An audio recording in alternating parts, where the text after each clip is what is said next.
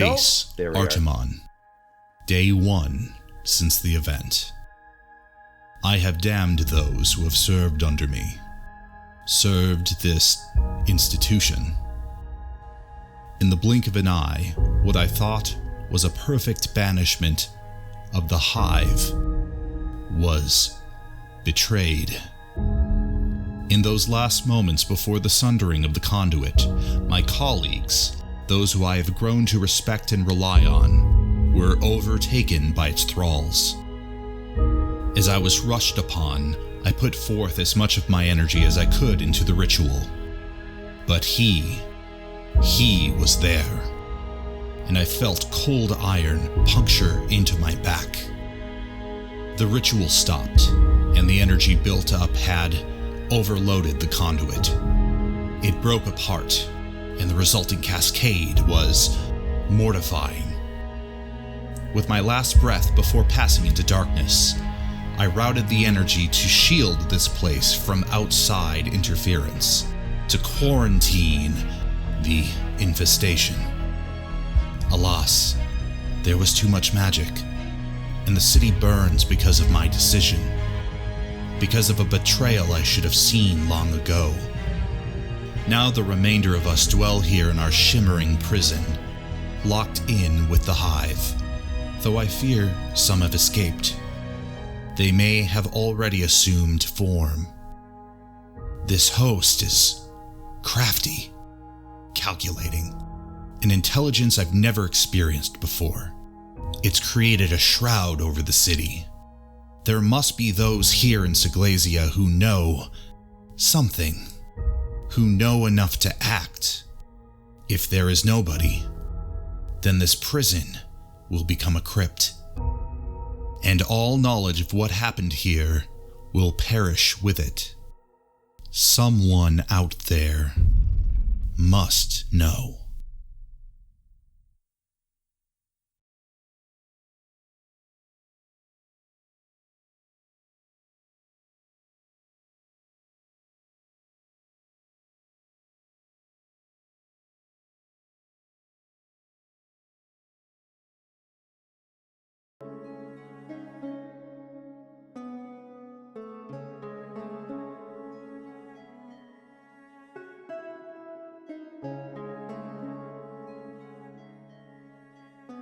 Hello, everyone.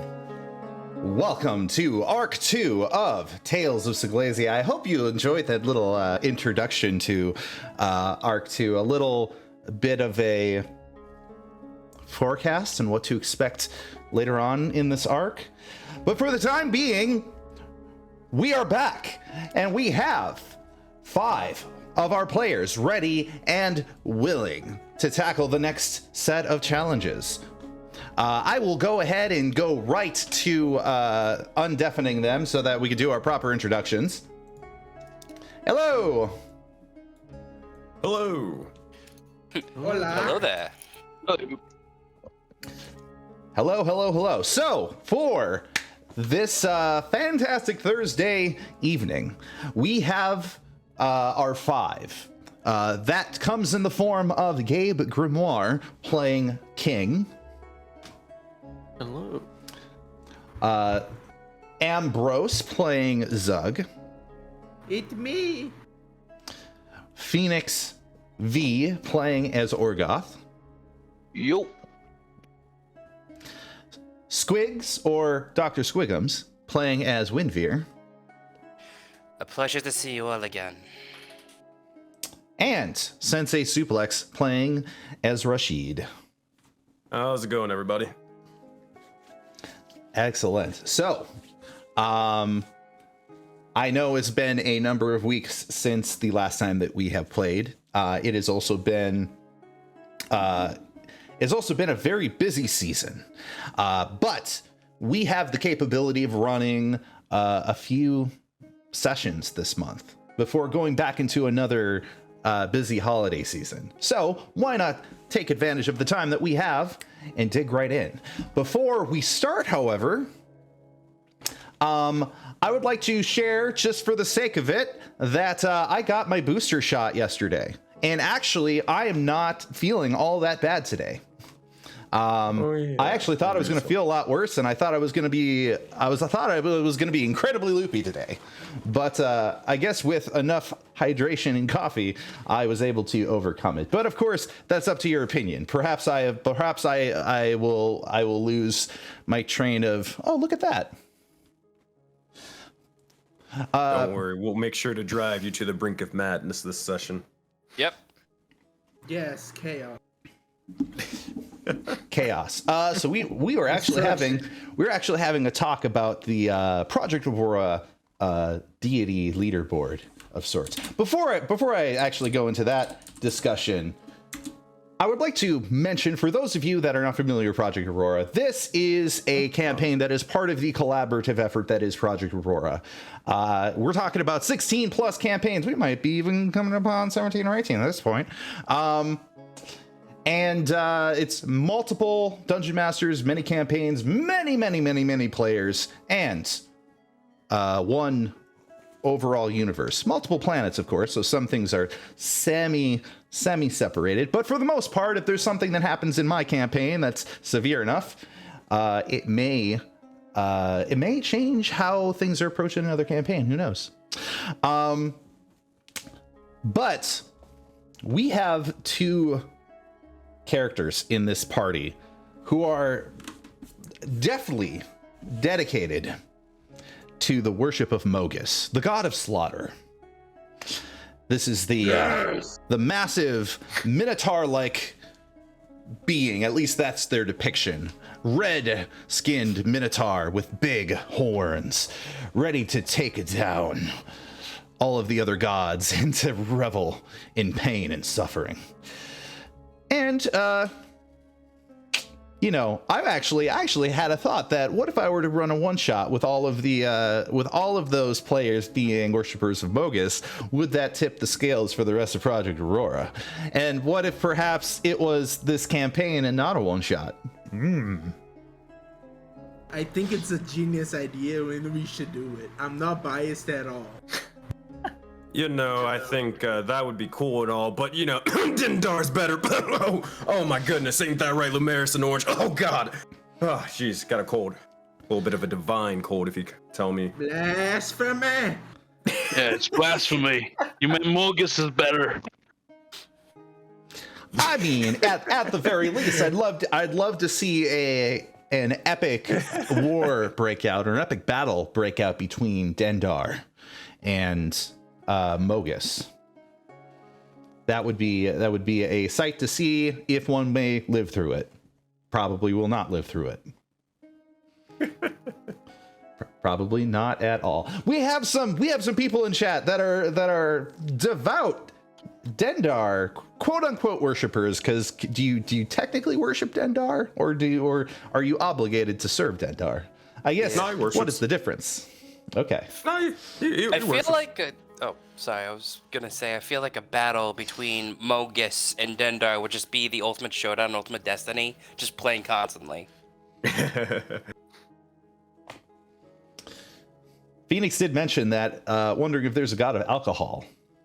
I imagine there's a god of like revel. No, there's a god of revelry, isn't there? Yeah, it's Xenagos. Xenagos, He's the satyr god of chaos, revelry, and just getting wasted, bro. That feels like Vorn all too well. So it suits him. Who worships him? No one's worshipped him yet. Oh my god, nobody? No one. Yeah, literally no one has. I did create a character called Bud Wiseman. I wonder if I should start playing Bud Wiseman in a campaign and make sure that Bud Wiseman is the first official worshiper. Because that would essentially make sense.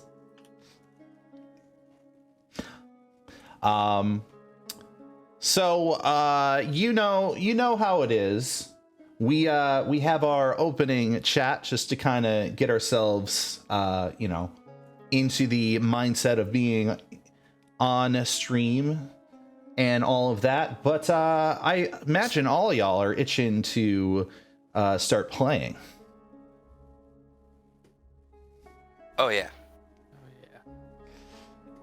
Also, I feel like there's a little bit of request in chat for me to do something about the cinematic that I just played, whether it's I upload it somewhere or just play it again. But we just played it, so I'll probably upload it. But listen, hey, it's all good. No, it's all good. I'm just sorry, I didn't mean. But Matt, where will you upload this? I have YouTube. I could throw it up on the YouTube. You weren't playing with the bit, okay. You're lost. So for the most part, y'all ready to play? All ready to start? Not until I get this hype train started. Choo choo, motherfuckers! It's Twitch Prime season. It's the new. Get your wallets out, and even if you don't have a wallet, go check down below if you haven't used your Twitch Prime sub, cause it's time. Do it. Oh my god! Hey, but you realize I had to extend my 12-hour stream because of this. This is something. I had to keep going after I was dead tired after the 12-hour stream. I did nothing wrong. It's all good. We're starting the stream, so it's fine. Y'all ready to play a game? Oh yeah. All right. Excellent. Oh. So let me get a little bit of a change of music. Oh, hype train started. What do you know? Choo choo.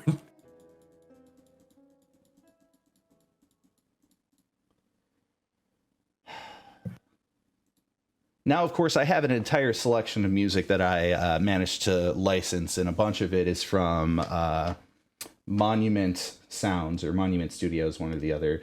Thing is, I can't always remember what song is which. So I'm going to play this one, and hopefully it's not completely off the mark, and I'm going to laugh at it if it is.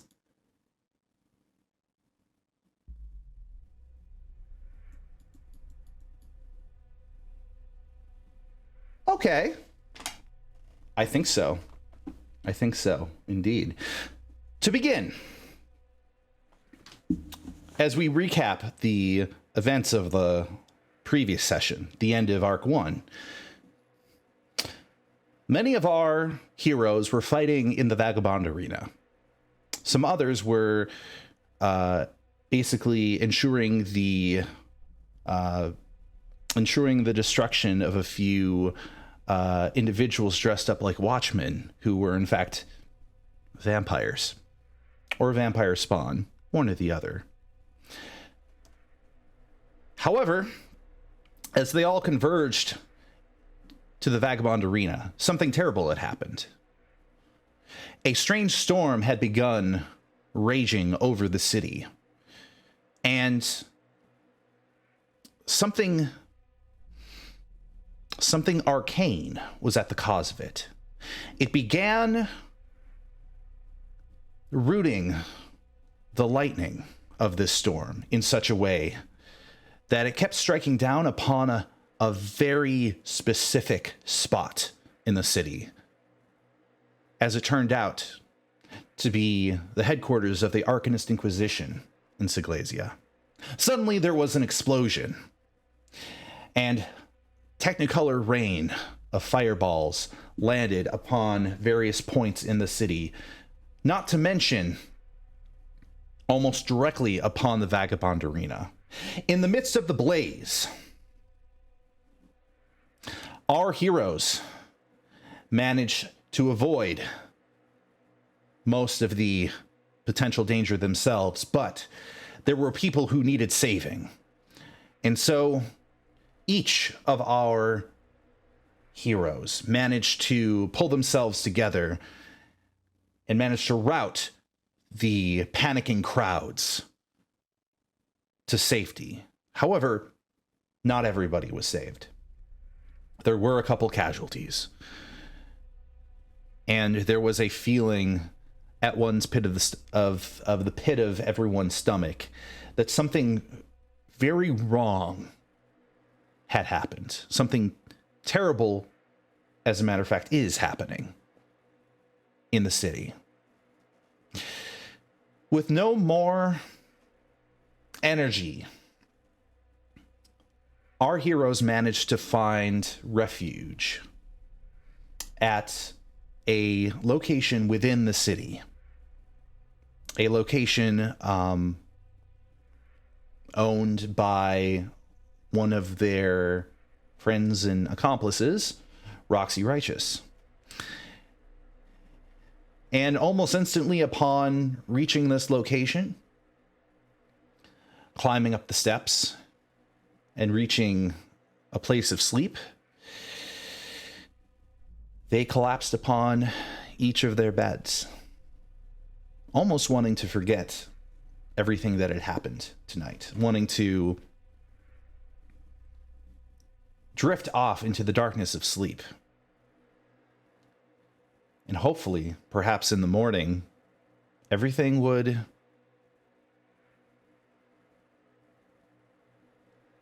be clearer. However, at this moment, I want all of our characters to roll a d20.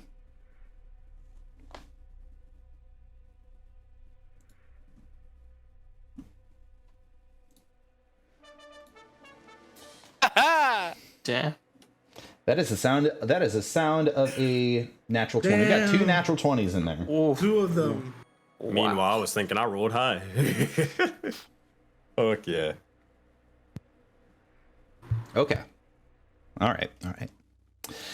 So what you have all just rolled for, you've all rolled for a skill. I'm not going to tell you which skill, though. I will reveal it later.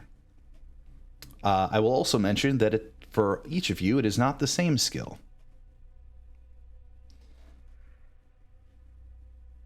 However, based upon the rolls placed, one of you tosses and turns in your bed. One of you is having a faint nightmare. It's the kind of vision that's giving you inner turmoil, and it is making you feel unsettled and is forcing your body to shift in bed. But its vision is not clear. You just have this feeling of something watching. This feeling of impatience. This feeling of perhaps a small mixture of past regret, but a larger sense of future ambition. And in this individual's dream, they become lucid. They become aware of the darkness around them. They become aware of their dream. But they cannot quite wake from it. In the awareness of the dream, they hear the following.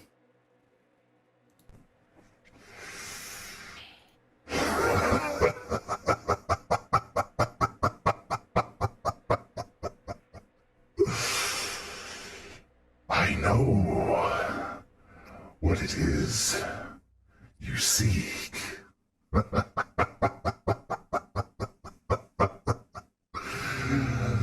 But tell me, are you worthy of it? Are you truly willing to do all that you can to prove yourself worthy?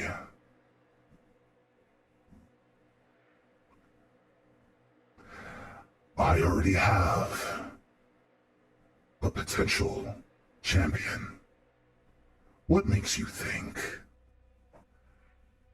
that you are better?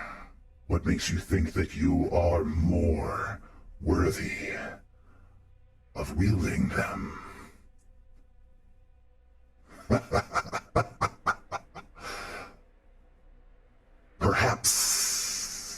A test. Perhaps a trial.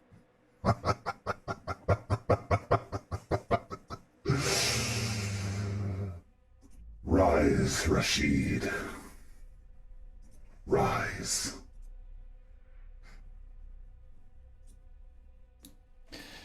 And in this precise moment, a flash of light blinds you, and you feel a blast of heat surround you. And in the middle of this heat, you find that your balance is off kilter. You almost feel as if the ground itself is shifting forward, that you are about to fall. And I need you to make a dexterity saving throw, Rashid. Yes, sir. Throw 17. Excellent. So,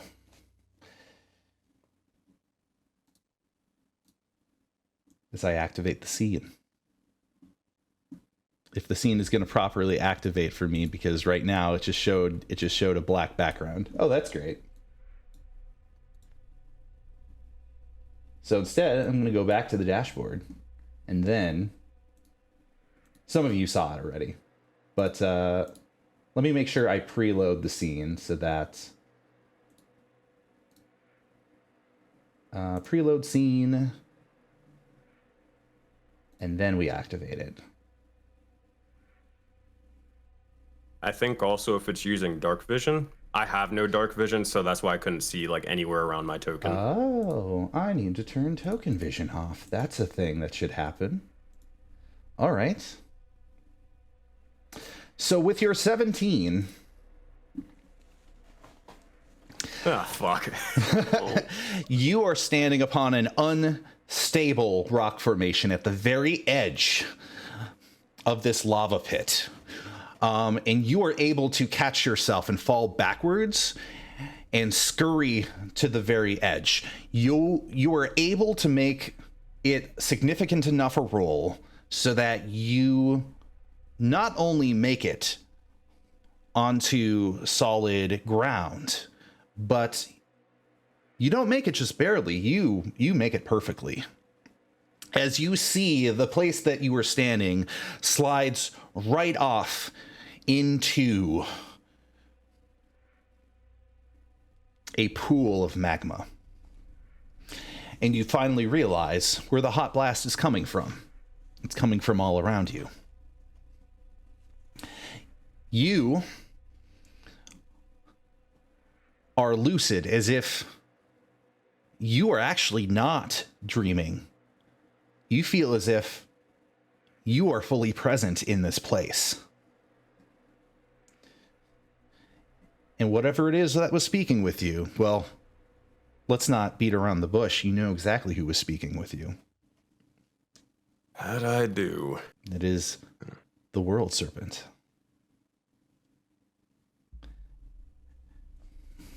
It is Dendar.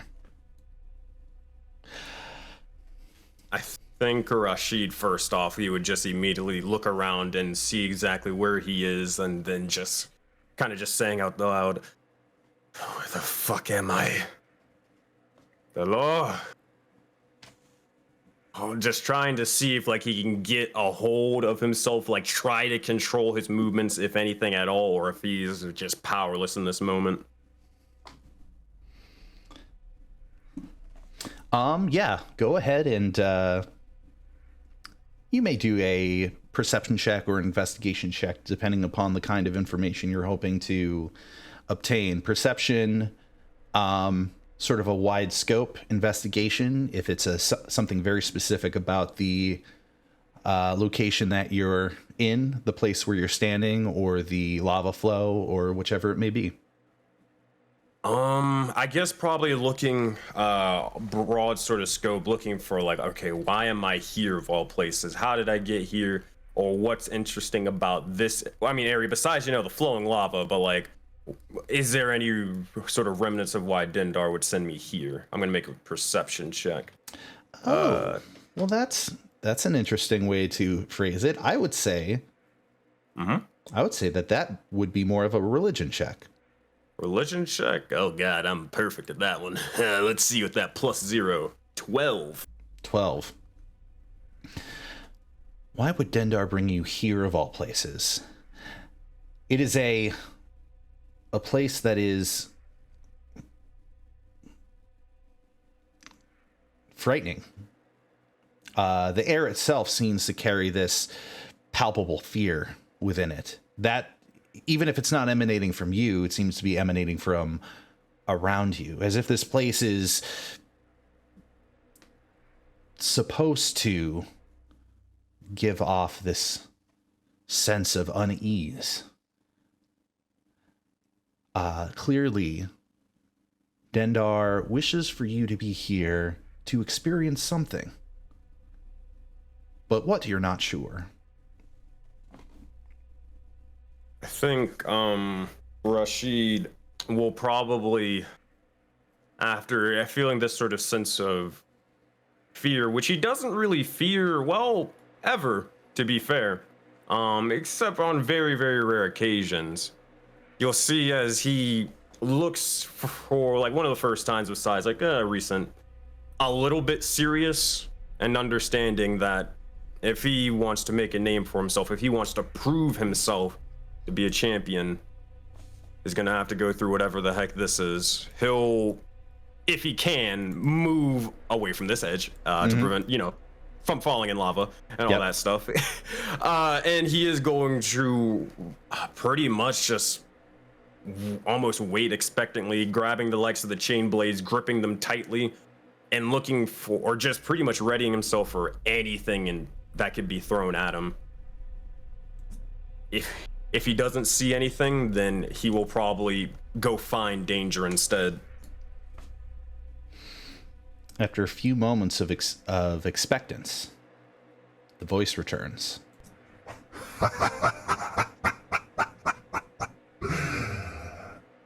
You stand ready.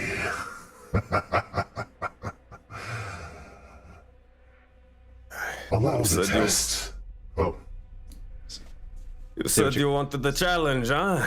Well, show me exactly what you are made of. What exactly do you have in the mind? His eyes will begin to just sort of flare a bit of purple, and Owen just stand his ground. As you say that, you see this stream of lava that is flowing past you begins to ripple, begins to bubble. And out of the far edge of the stream, you see entire mounds of magma begin to rise up and reach out towards the edge of the cliff. And as they do, they begin to materialize. And you see figures begin to shake off the magma. And you see this. Oh!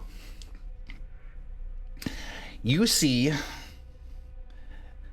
a pack of demonoid figures. They look like imps, but they're far larger. And upon ridding the magma from their skin, they gaze over to you, and one of them screeches, and they immediately take flight. And in doing so, they begin to take flight, not necessarily at you, but around you.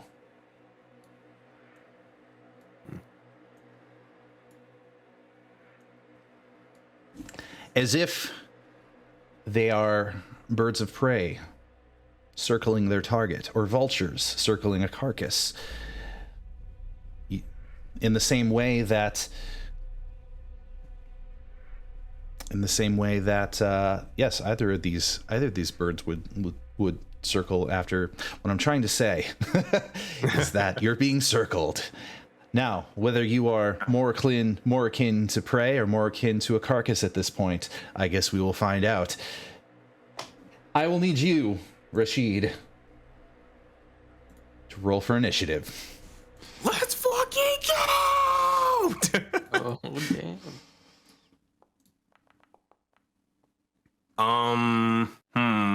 I think, well, nah, we'll hold his tongue for now.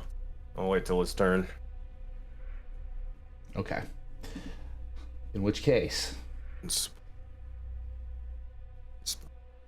let me find the proper music to begin the battle.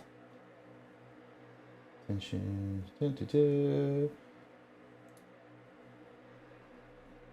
We'll go with this. Oh, did I not get that? Oh, damn. Okay.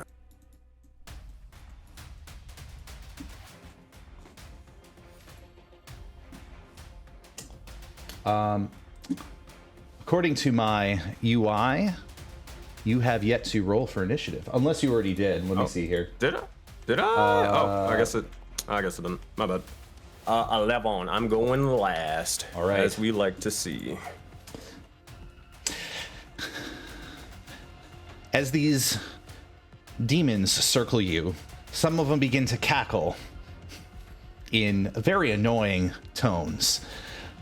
Some of them are reveling the battle that's about to come, but a couple of them are more than happy to begin. As this one swoops down,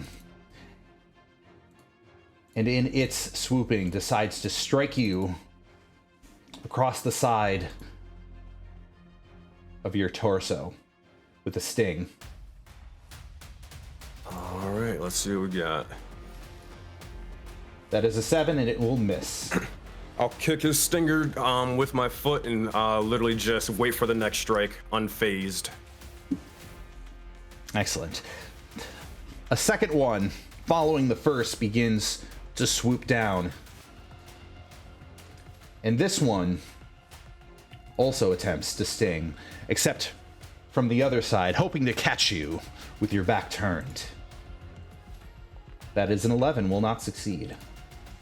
Duck underneath and get ready to start whirling the chain blades. And the others simply circle.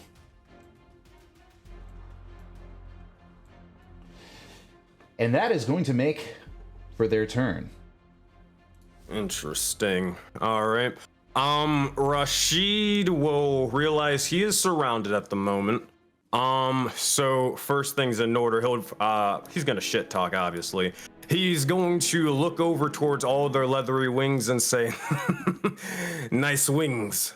Mind if I take them for a bit?" And he is going to immediately have his eye flash purple, and for the first time, you'll see as there's going to be shifting images upon Rashid's appearance. You'll see as there's differing versions of himself. One version in the likes of, or from another planet of Greek mythos, another one of the likes of cyberpunk, and a third of the likes of sci-fi and more. All of these three differing versions of Rashid as he casts Mirror Image, and he's going to use a sorcery point to quicken spell that shit to make it a bonus action. I respect the fact that you're using your mirror image to create this particular what you just said. Let's even the odds a little bit. He will. I think he's gonna keep dodging and just pretty much making fun of him the entire time while they're trying and attempting to strike at him. He's gonna use his action to cast Blade Ward on himself. Right. As you see, as the shimmering serpents begin to sort of form on him, that is going to be his turn. I have resistance to bludgeoning, piercing, and slashing damage. Excellent. So that makes for your turn? Yes, that'll be my turn, and then we'll start hitting next turn if we can. All right. Top of the order. The ones hovering above seem to swoop in. Some of them close, but not close enough for... Question for you. Yes. Your blade doesn't have reach, does it? Does it? No, it doesn't have the reach property now. Okay, gotcha. Just checking. Because one of them swoops in within 10 feet as if darting directly at you, but it's mostly a psych out. To that end, they'll make a charisma check.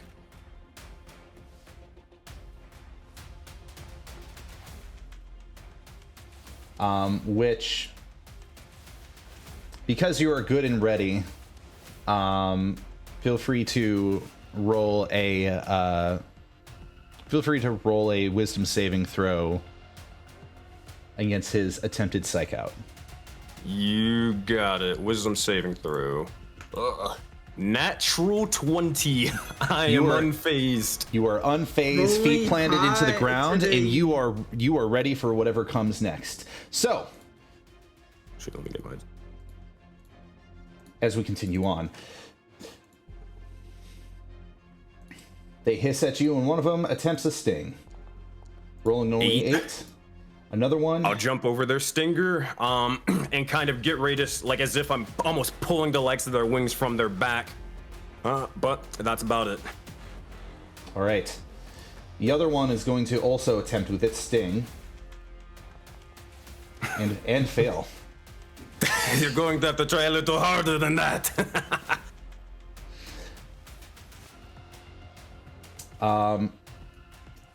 And for the most part, the other two keep swooping in the air. Back to you. Back to me. You'll see as Rashid begins to yawn for a bit, and he's just like, oh, is that it? My turn. And you'll see as he will begin to place or stab into the ground with both of the chain blades, and you'll see a bit of electricity forming around his entire arms, and almost a line of hellfire begins to form before it begins to surge with a little, or mix with the fire energy. It mixes with a little bit of electricity, and he's going to cast Agonazar Scorcher on these three and transmute it to lightning. Alrighty, this is gonna be some big old damage. Alright. Come on, I need to hit all 3 of these guys. Hope right there? I think so? I don't... if I can't hit all 3 of them with that, then I'll at least hit these 2 up here. Let me check to see how big it is. 5 feet wide. I don't think I can. So yeah, I mean, I'm gonna just aim it at these 2 if I can only hit these 2. I need a dexterity saving throw from them both, though. From both of these, okay. Yeah.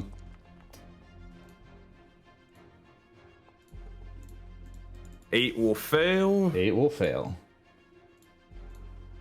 12 will also fail. They will take 13 points of lightning damage.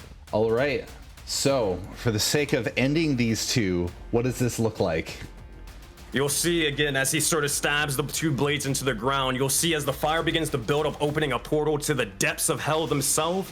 But instead, you'll see as these sort of electrical sort of serpents begin to wrap around, reaching from the portal and dragging them down to the underworld where they belong. And that is his action. Excellent. So, bonus sec? Oh, go ahead. So as you do so, this magical force emanating. Sorry. Recap. You're pulling them down into the underworld? I have to stop and be like, wait a sec. Thematically, man. Thematically. That's what it kind of looks like. Oh, boy. Essentially what this does is basically pin them to the ground, because you essentially are in the underworld according to your dream. So. Oh, I know that. I don't know. You see both of these figures pulled it down to the ground, and as they strike the ground, they burst into just piles of gore, each of their limbs flying off of them, their tail coming completely severed from the torso. And they are just a pile of ichor. Completely and utterly dead. I said, ain't got nothing else because I can't cast another spell. I will...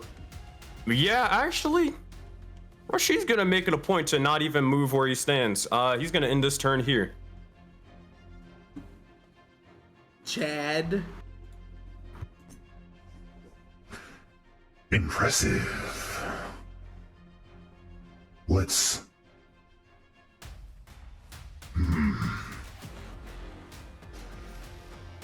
I've heard this music before. It's time to change the beats. Wait a minute. As you see the two that are swooping overhead blink out of vision. And on this turn, the other one that has been attempting to sting you also decides to blink out and then disengage. And we're back to you. Huh. So they're kind of just gone now, huh? So, I mean, I guess... Yeah, I guess if we're waiting here, I'll use a... I don't know if where they're gonna be at, so I'll use a bonus action to switch stances, and I'll start whirling the legs of the chain blades all around me, almost creating a sort of tornado sort of thing. And I'll use my action to, I guess, hold it for whenever I see an enemy, I'm gonna sling one of the blades over towards them. I think that's all I can really do here, but he is not moving. So unless it's essentially it's a readied action is the idea, or are you creating a situation that would require them to make some sort of saving throw in order to get at you? No, I mean, I'm just ready. I mean, I don't see any enemies, so I'm just gonna ready my action for whenever I see the first one. They're getting stabbed with a giant blade, with a chain attached to it. All right. In which case, it is their turn. As you swing this thing around, make a quick perception check. You got it. Is this with sight or no? Yeah. Heck yeah. 18. 18. You are very, very quickly able to see as you're doing so. There is it's not just sight. You see something materialize out of the corner of your eye. And you actually feel the wind of the wings blowing above you as the creature appears above you, trying to come down directly onto your head, but you're able to see it before it's able to attack. So go ahead and roll your attack action. You got it. I'm gonna target myself for the sake of it. Okay. Let's roll a thing. All right, attack roll. Jesus. 21 to hit, and it's a D4 plus my dex, so 3 damage. 4 points of damage to whoever I hit if I hit him with a 21. You hit him with the 21. So that does become 4 points of damage. Same as anything else, they are going to try to sting you. That is a nat 20. That will definitely hit. Does a readied action use a reaction? I feel like it does. I think it does. I believe so. Yeah, we'll say it does. That is going to be a total of 9 damage. You will need to make a Constitution saving throw. Well, let's see if it even hits. Mirror image. 13. What happens? Mirror image. If I have to roll an 11 or higher. Or no, that to roll a 6 or higher, it hits a duplicate. I take no damage, as you'll see, as the sci-fi Rashid, almost completely made out of metal, will take the blow for me and get struck with the piercer. I only have 2 clones now, sci-fi and Greek mythos. Or excuse me, cyberpunk and Greek mythos. All right. In which case, it lands right next to you, clearly visible.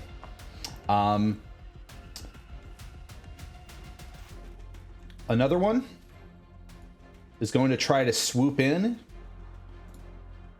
and it's actually going to attack you from its invisibility, which should have advantage then. Yeah. Can't see it.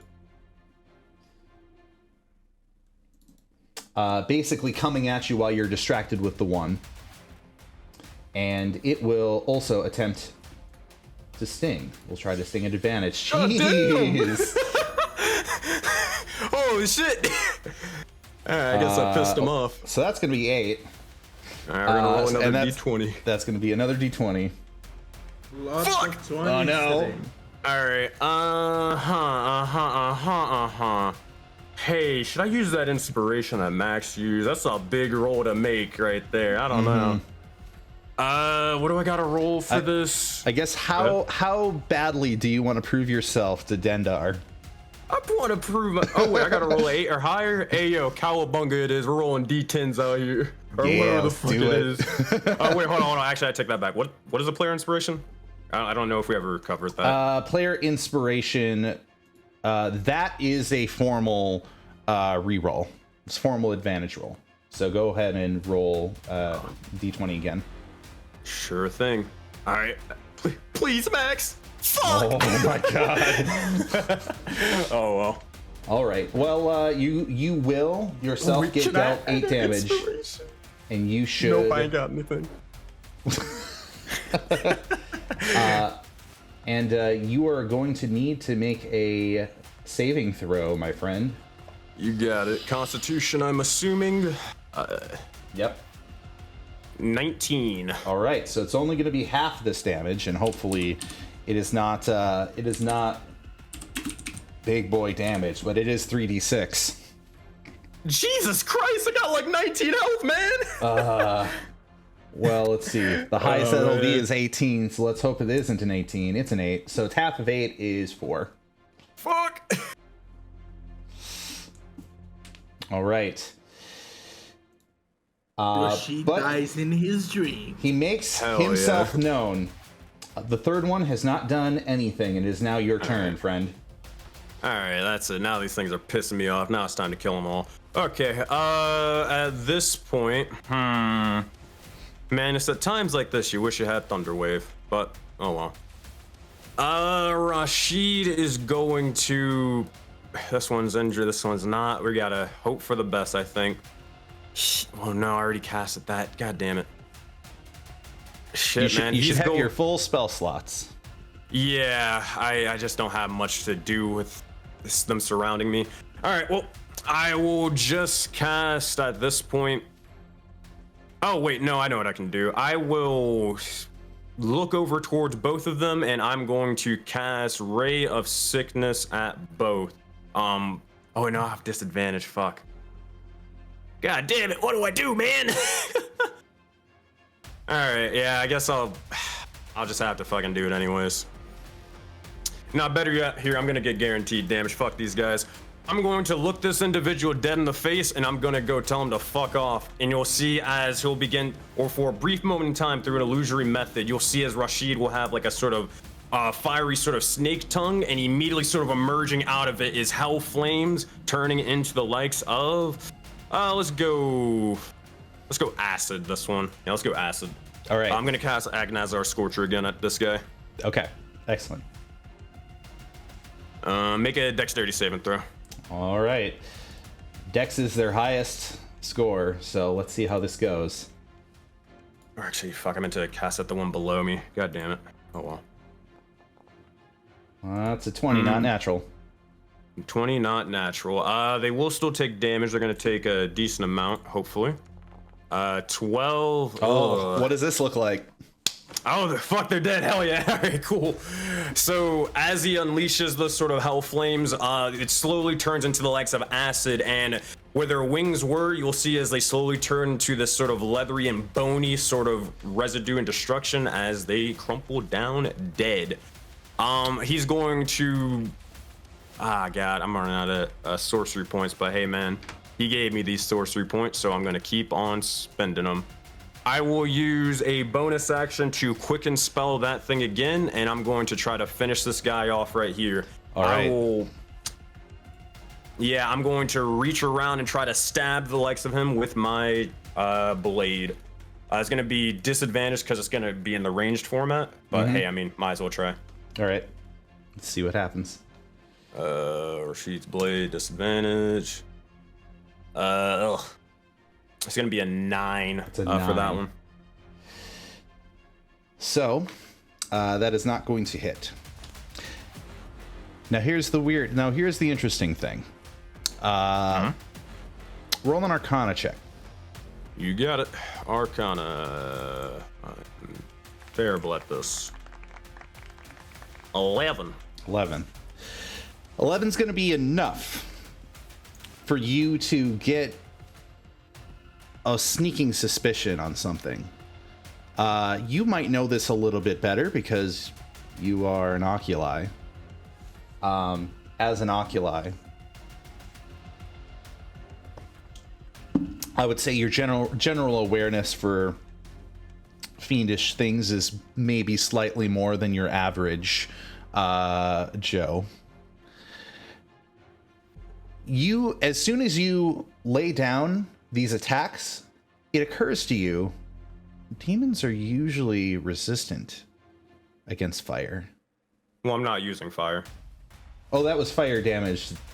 No. I'm using transmutation spell too. Oh, you're using transmutation. Okay. Yeah. I turned it to acid, is what I said earlier. Acid. And then the first one was lightning. Okay, gotcha. Okay.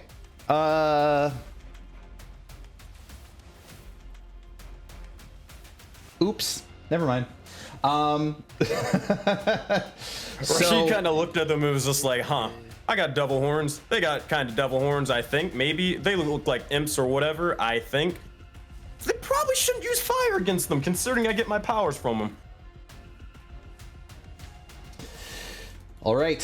So this one that is on you, strange that it feels it needs to make some sort of wisdom saving throw against what's happening here, which it fails terribly, and it immediately stops and looks at each of the other downed demons and looks over to you with fear in its eyes. I smile.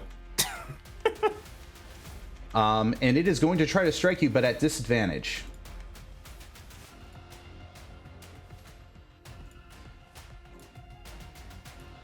Which is going to be an 8. It's not going to hit.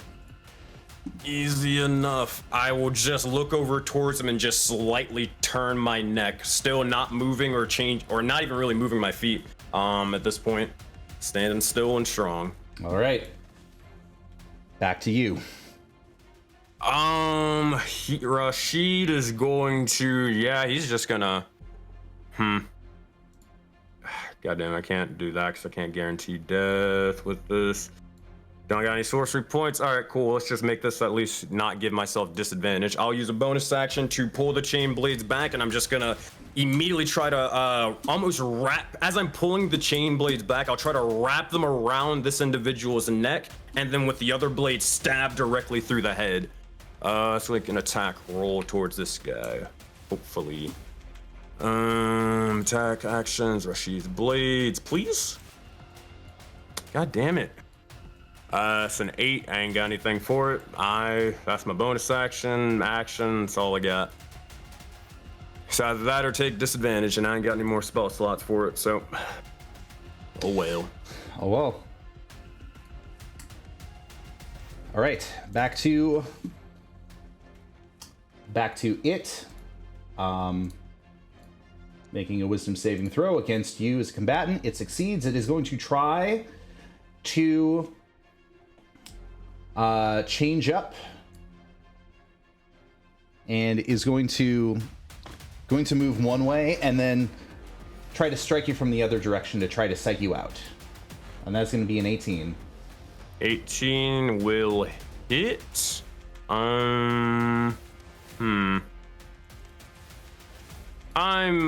going to... Do you still have one image left? Oh, yeah, I do. Yeah, that's true. 6. It's gonna go through the image.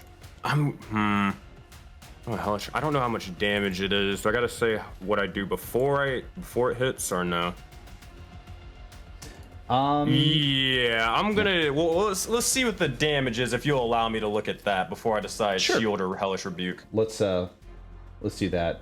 Looks like it's right, 5 damage. Oh yeah, fuck this. Oh yeah, fuck this guy. Oh wait, no, I gotta. Fuck, because it's fire damage, not as sorcery points. Yeah, fuck it. I'll have to use shield, even though I don't want to. All right. My AC will be 21 then. All right. Damn it. And it will not pierce through.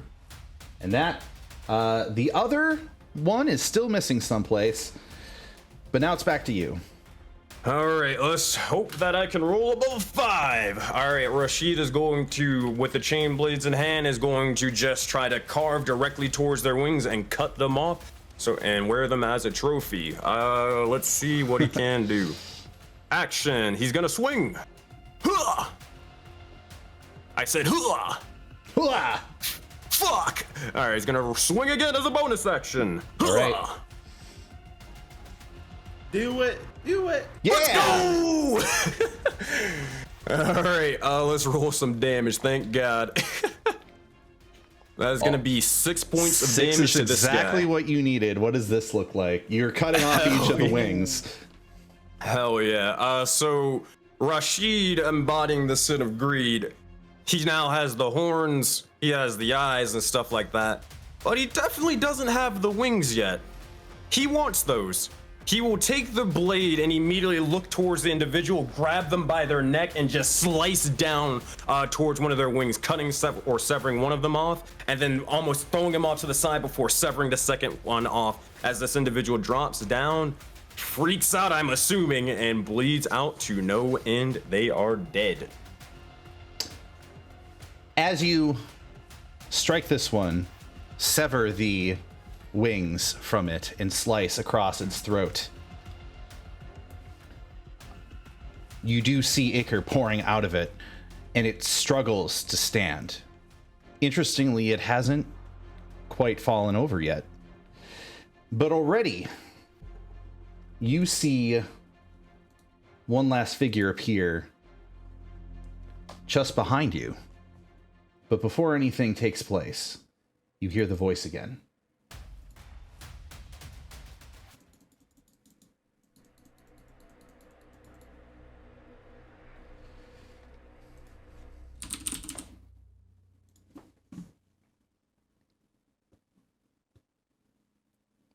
One moment.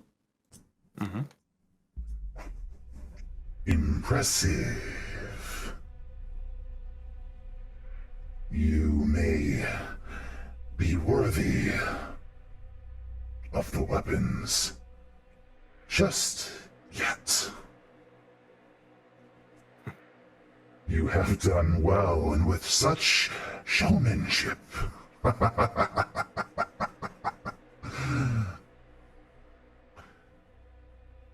We will see how your travels treat you, but consider yourself in my good graces. And at that exact moment, you blink, and you are no longer in a hellish location whatsoever. You, as I preload the scene, are here. Oh god. What the fuck? And you see the person in front of you is not a demon. It's a bandit. An armless bandit. Because you have cut off both of his arms. Oh shit! And he is bleeding from the neck. Huh. And he staggers and finally falls to the ground. Dead. Huh. Behind you is one more. But upon everything that he has seen tonight, you see that he is visibly shaking. And while he has a short sword in his hand, that short sword easily slips from his fingers. And he begins to run. Okay, first things I've noticed. One is, am I 100% aware these are bandits and not just innocent people? That's the first thing I've noticed. You've rolled very high on your insight check. Very, very high. And you get the sense from these individuals, they seem to all be wearing various different clothes. The person in front of you is completely shirtless, basically showing off their muscles that would otherwise be covered by a shirt. They have tattoos across their chest, and you realize that all of these individuals have tattoos. One of these tattoos is actually placed on the neck, and it seems to be the same symbol. Now, the thing is that you are somebody who has been in Seglesia for a time, but you don't necessarily know.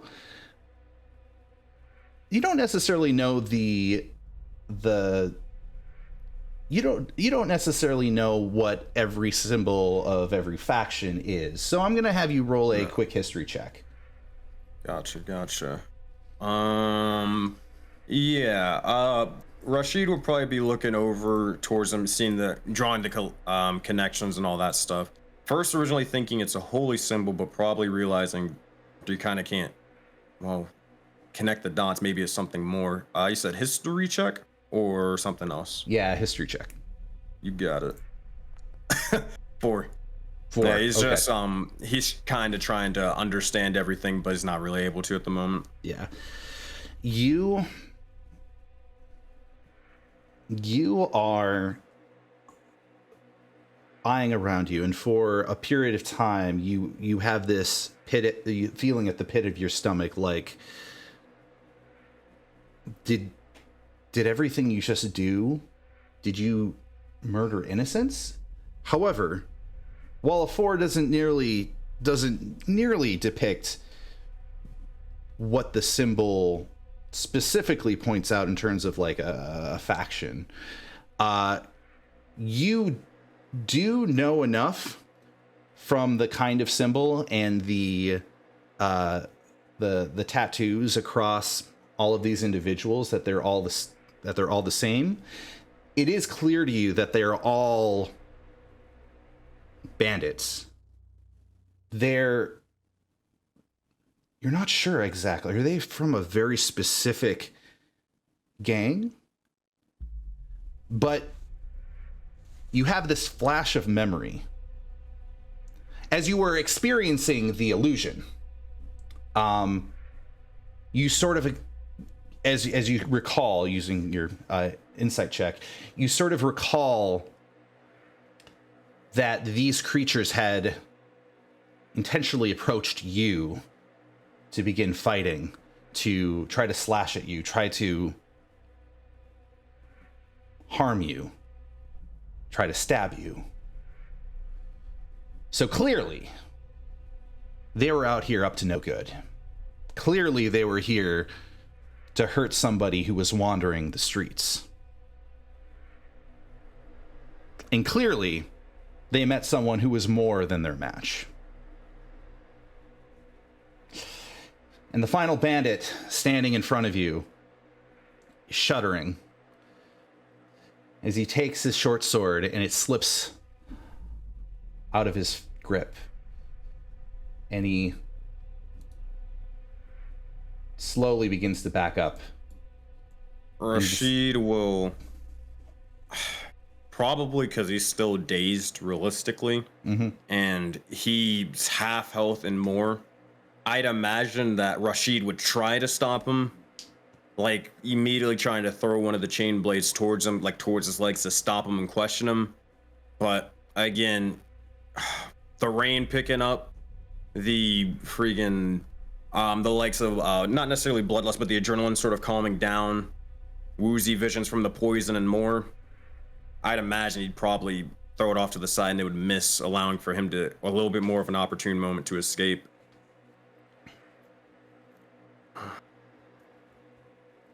Understood. You get a sense. Enough, enough 50, it's like, enough carnage has happened for the night. Let him go. Yeah. So, at that point, after he rushes away, he'll pull the likes of the blade back. He'll try to commit the mark or the tattoo to memory. Ah, fuck, god damn it. He's gonna loot these fuckers though. He is 100% going to take their gold. God damn it. All right, whether he finds anything, I mean, I don't know if 15 or not. He's looking for gold and that's it. Yeah. You end up looting these individuals, and actually you notice that one of them has a purse in their pocket. It looks like a nice velvet purse. It looks like something that this person would not have. They clearly lifted it off of somebody. Like, this is not their gold. So you feel even less, you feel even less like it's like you're taking from anybody who deserves it. Rashid will, I mean, yeah, he's a dumbass, guys. I mean, he'll look over and for a brief moment, he'll immediately, first instinct, greed, gonna start looting everybody and look for coins and all that stuff, not realizing how bad of a situation this kind of looks like if some authorities were to walk up. After sort of grabbing the legs of the purse, he'll look and say, fuck, this doesn't look good. Fuck. I need to figure out where I am. I can lay low in a couple of places and make my way back. And he's gonna grab the little thing. If he can, he'll at least look for, it's like olden times, he can't find an ID or like, a wallet or some shit. But he would look for it haphazardly, find nothing, and then sprint off into the dark. As you begin to sprint off into the dark, you do hear the voice. It does return, and it does say,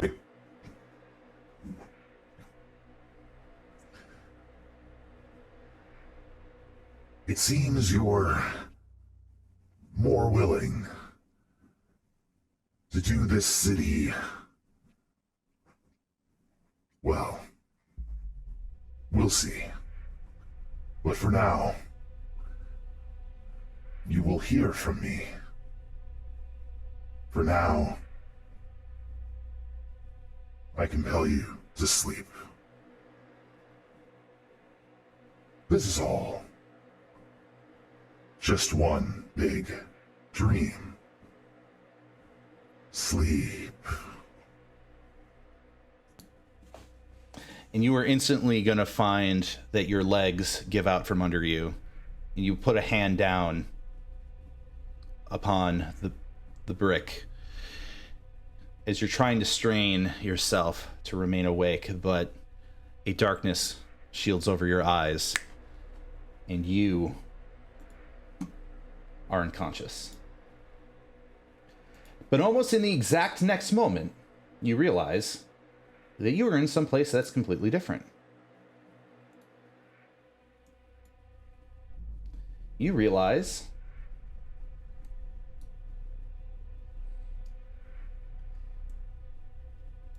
that you are lying on a bed, and that two of your compatriots are standing next to you. One of them seems to be looking directly down at you and scratching themselves on the head.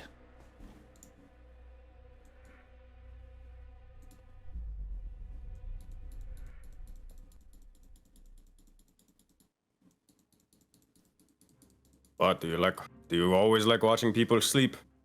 What is up? No, No, you're just a little bit out of it. What does that mean? I was sleeping. Yeah, but breakfast was cold, and I'm pretty sure that we're all of us are hungry. Now, do we really want both Zug and Orgoth to eat all of our food? Probably not. We should probably get going. You guys can hear the clattering of dishes rapidly. Me and Norgoff are still slaying this. Yeah. And then going, more. That's our cue.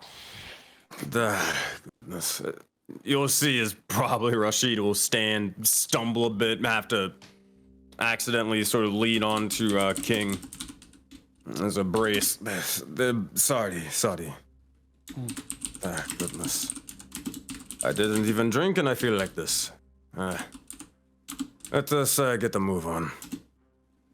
All right, then. Look towards the cat. Kind of just nod. Actually, he'll probably sort of make. Come on, little kitty. It's time to eat. Unless you're staying here with Ray and starving. Come on. So the cat just begins to whisk its tail back and forth and then meows and immediately knows what the call for food sounds like. And decides to follow you out of the room. In the meantime, in the other room, we have a room full of orcs. All of them are fistful into some breakfast. Each of these orcs are enjoying themselves some trice meat and butter toast, basically this world's version of chicken and waffles. Some roasted strips of roasted salamander, and some bacon berry pie. Anybody who lives in Seglesia knows these as key breakfast items. Part of your healthy balanced breakfast here in the city.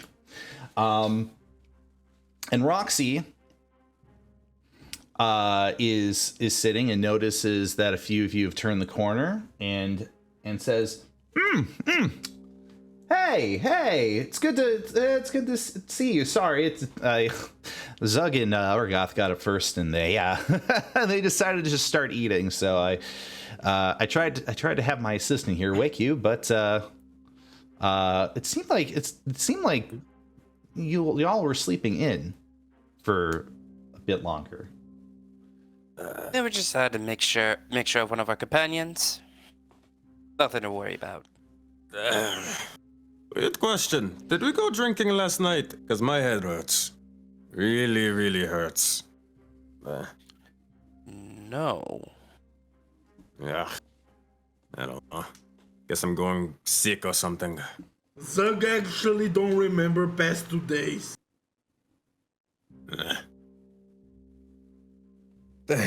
Past 2 days. Can you get me a slice? And he'll just saunter over and then plop himself in a chair. Snake Man's very lazy. Okay, fine. Is that what you're calling him now? Snake Man's? Yes. Yeah. He's never called me Rashid. He's only called me Snake Man's. Yes, absolutely. Rashid is just used to it. Oh, well, I mean, if y'all want to sport a nickname, I think your names will do just fine. Well, I'm getting ahead of myself. Listen. So I just realized. Holy what's that? crap. This character gets called Snake Man, and another game my character was called Bird Man. What's next? What's next, dude? Fishman. You gotta do all the animals now. Like, I'm just gonna be a Triton next campaign. It's just gonna be Fishman. I'm calling it. Ah, yes, John Fishman. Oh my god.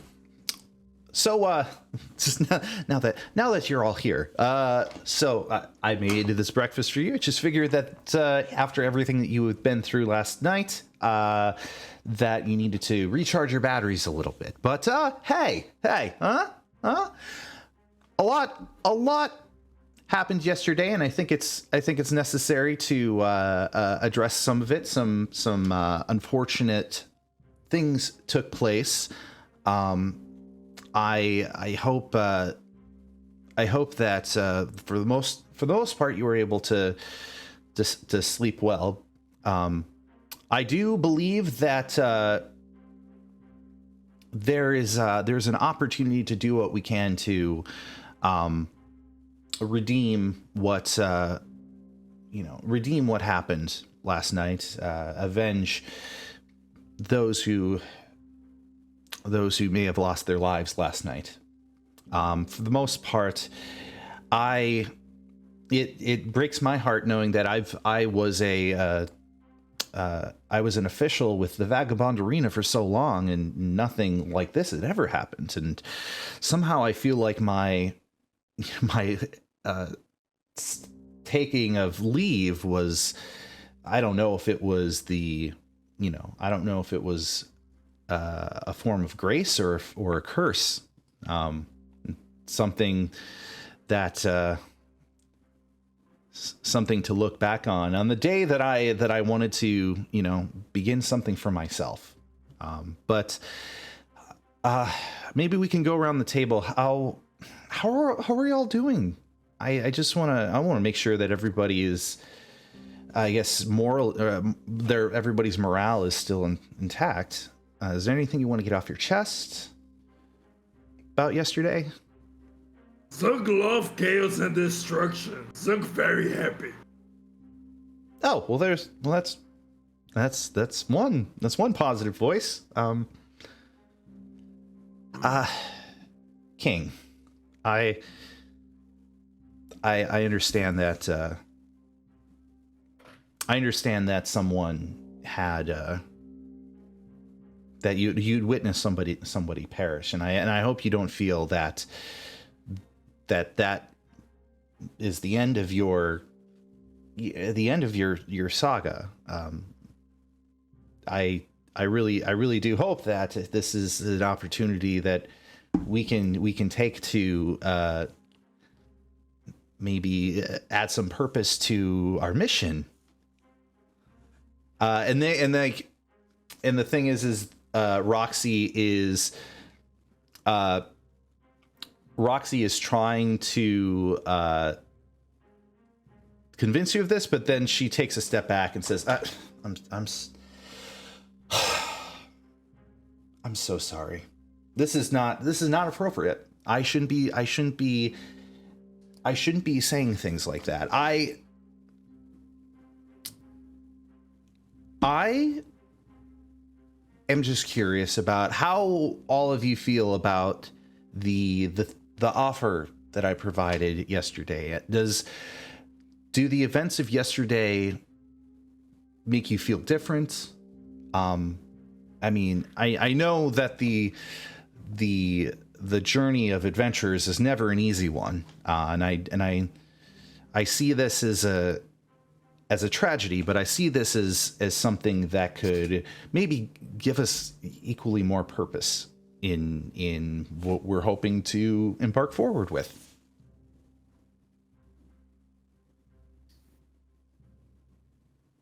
She looks around and there's a bit of silence in the air. Oh, wonder you're gonna say something first. Yes. Well, I would say is that whatever happened last night was rather unfortunate. But I would still say we keep going on with my associates here would still go on with the contract, and I have contacts to be able to at least figure out what happened. So you don't need to fret when it comes to that. Mm-hmm. I will still ask though if you still be able to put my involvement into that of a pen name. Pen name. What would you like to go as a pen name, I guess?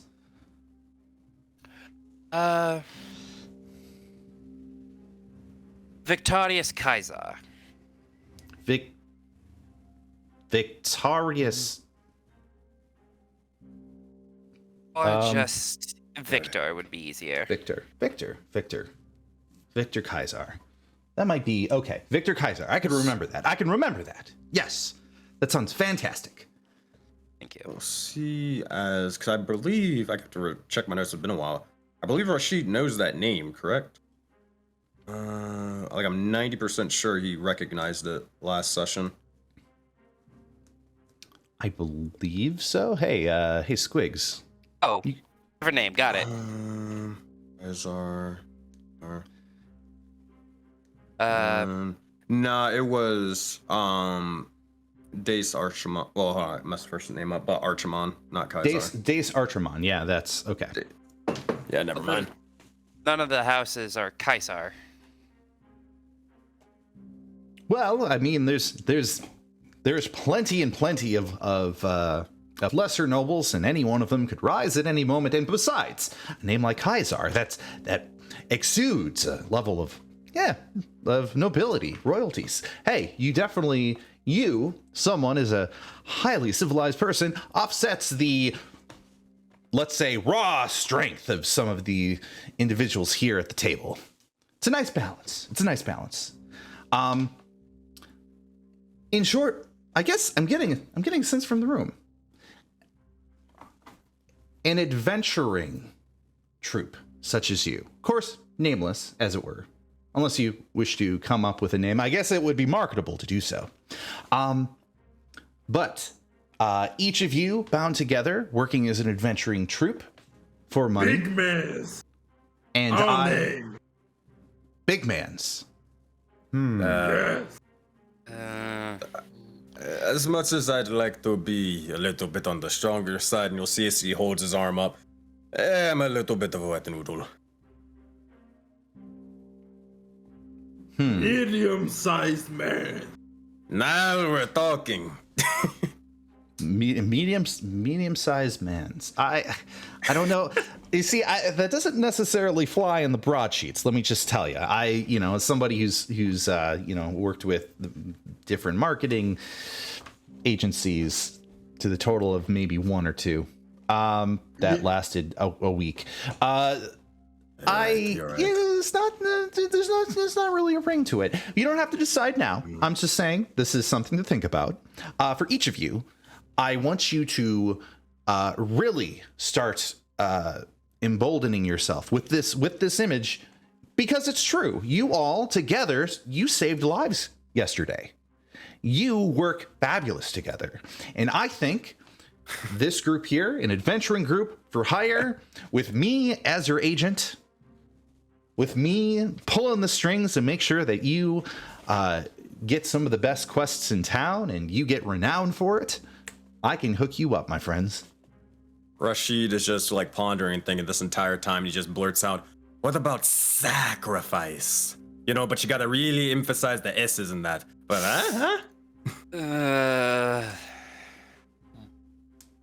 Oh yes, sacrifice. Yeah, really emphasize the S. Doesn't seem marketable. Nice. That's the problem. Come on. You can even do a little bit of a chant. No. Like, no? I was thinking more the right way. RITE. It's kind of like a sacrificial rite. But it's going the right way. Eh? It's not terrible.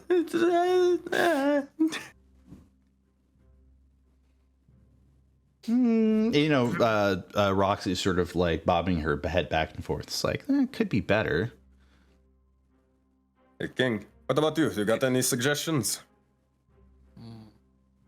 Not really. I do like the big guys one. Yes, bigger man. No, bigger man's Mogus. Well, big man. Well, I will say that we should big something is definitely big's definitely a great word, but big sacrifice. We put two together. Big man sacrifice. Big Well, for We'll one, come up with a name, Roxy. For one, this is an equal opportunity shop. You have to be big, more than just one gender, please.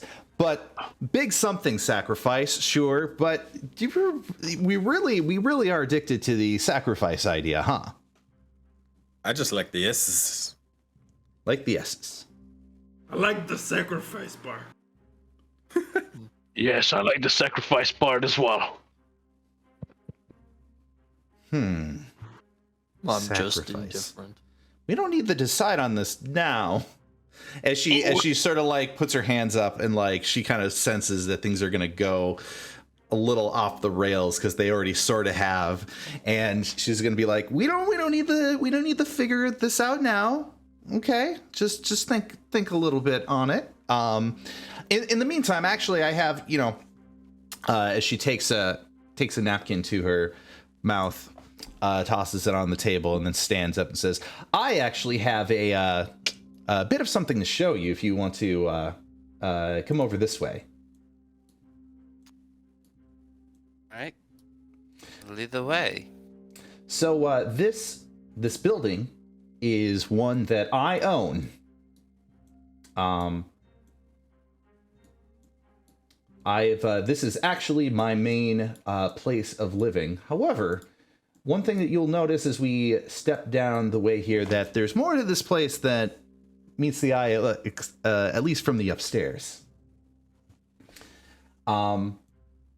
As you will notice that as soon as I put my token here, it'll probably throw my token. Yep, because that's an automatic. Time to get yeeted across the room, everyone. I imagine that awkward sort of standstill of like, oh no, you should go first. Oh no, you should go first through the hallway as canon. Yes. Absolutely can, man. Biggest man, go first. It's like, it doesn't look all that great from this side, but let me just open this door. Here, come down this hallway. Oh. I do that, or are you yeeting me, or am I yeeting myself? You will have, if you put yourself in the box, it should eat yourself. Oh shit! Wait, whoa! Production value. I know. It's crazy. Whoa! What the? Hey guys, look at this! I went up the stairs, and I'm actually here. Foundry actually has a teleport option, but that kept effing up, so I decided to do the move option, which eats you across the room. But oh, shit. It works. This sheet's empty. Yeet. Like, holy shit! All right, are you ready? I'm so excited for this. I just wanted to show you this since I figured that you were the group, you were the ones. All right, 3, 2, 1. Goodbye to be scared. Ta-da! Oh.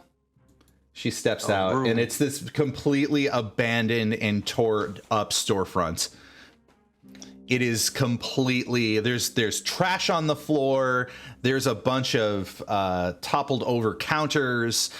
There's sacks of grain for some reason. And you could literally see a rat bite into some of the grain and then run off as soon as y'all enter the room. And it looks like junk. What the fuck is this? This, My guess.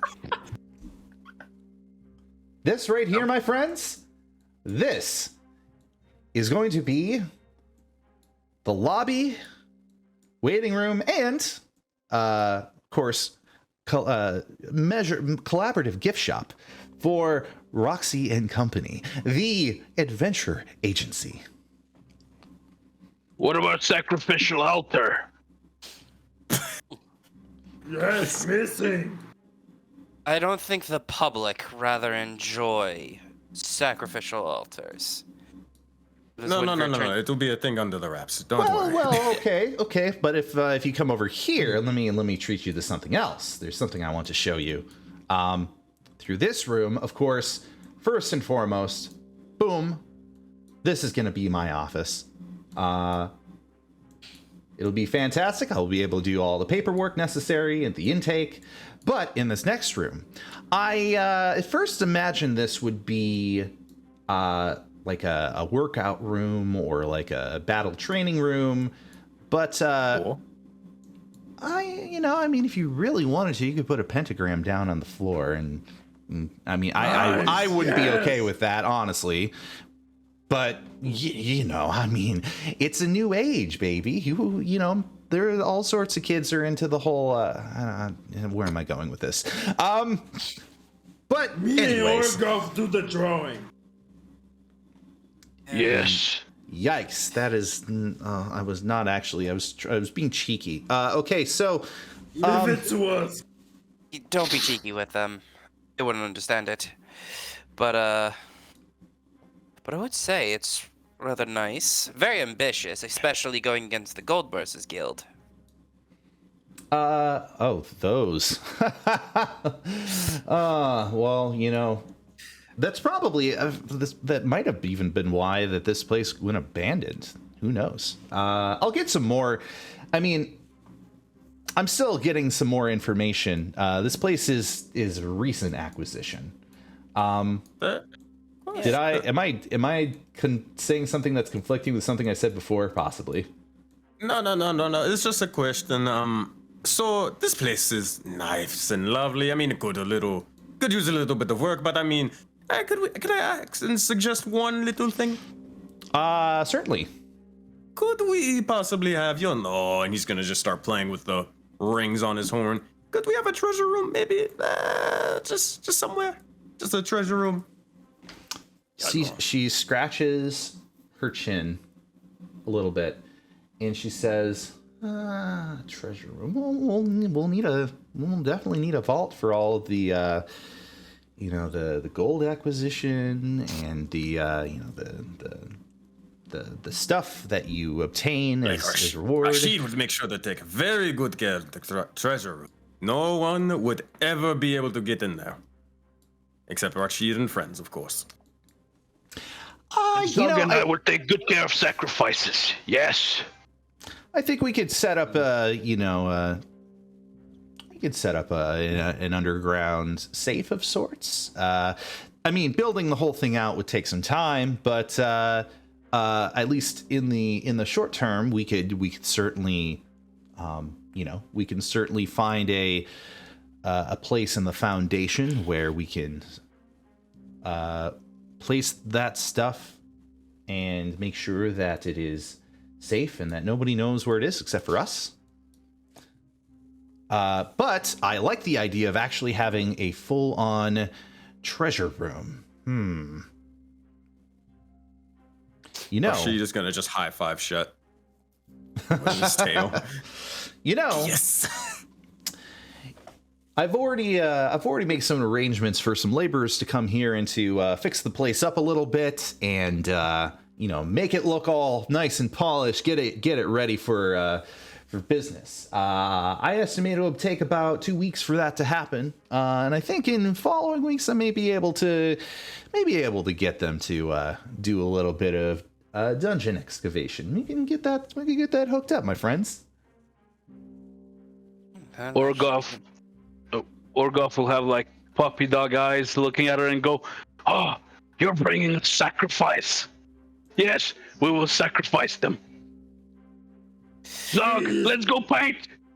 Please, yes, let's go. Well, let's clean it with our blood. Oh gosh. She's like a proud mom is just gonna look at him and just say, "Look at them go." Yeah, when you're looking at them and then looking at Roxy and just like, I think it'd probably be better if you don't pay him a heavy sum when it comes to the contracts. Well, I guess, I mean, it's a lump sum. You're gonna have to divide it between yourselves for the most part. I mean, I can do that, but I can take care of details. However it is you want it. One lump sum between all of you, split evenly between all of you. It's up to you. Mr. DM. Yep. Does me and Orgoff need to roll anything to draw the head of Mogus with our own blood in the basement. You're gonna do it with blood? Okay, so here's the Hell thing: yeah. is that the floors are like very dark colored, and you're not gonna be able to make a super visible mark with it. But like if you're doing like child finger painting of a Mogus symbol with your blood, then you can certainly roll performance. To be Okay, fair, I'll do it. I think he should have advantage because he literally has Mogus tattooed onto him. Yeah. All right. I'll Or give him not a- tattooed, it's like branded into him actually. Yeah, and Yes, you're helping it's each other, branded. so It's okay. canon now. Oh, fuck. Damn. I tried, buddy. I'll give you, fuck it. I'm gonna give Zug a D4 inspiration for that one. If that I'll adds use anything. one as well. I will use one as well. You sure? Okay. Okay. It needs to be nice. Wait, Matt, do we both add one, or are you just using one, Zug? I'm using one if you want to use one as well. Sure thing. I want to see this happen. All right. What is the I total summon here? please. 16 and 17. 16, 17. You are able to make a pretty darn accurate symbol of Mogus, the constellation in particular. And as you draw this and put a circle around it, you feel like you see a little bit of shimmer in that circle. Those of you standing, of course, are very, very excited because you've just set up a sacrifice room now in the shop, just right next to Roxy's right next to Roxy's office. So Roxy will have to deal with that, I guess. I think we're really wait. Ah, gosh, Rashid's probably just gonna be saying this out loud because he thinks out loud. But if we have the name Sacrifice, we can even have it like our little symbol. We can even have marketing and necklaces where it's like a S, the shape of a snake. See, Roxy, you're not seeing the big picture. Come on, Sacrifice is a pretty good name. All right, we'll roll persuasion. Oh god, all right, persuasion. Oh, and you'll also be hearing Orgoth just chanting "Sacrifice" over and over. Zug is joining him. Do I get advantage? Probably not. Oh, okay. Yeah! 13. Let's do it again. Run it back. Fuck.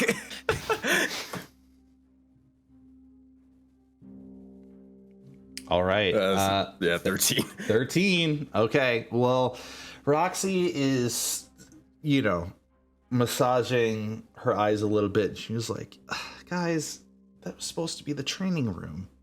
But then she pops her head up all of a sudden. She's like, training room.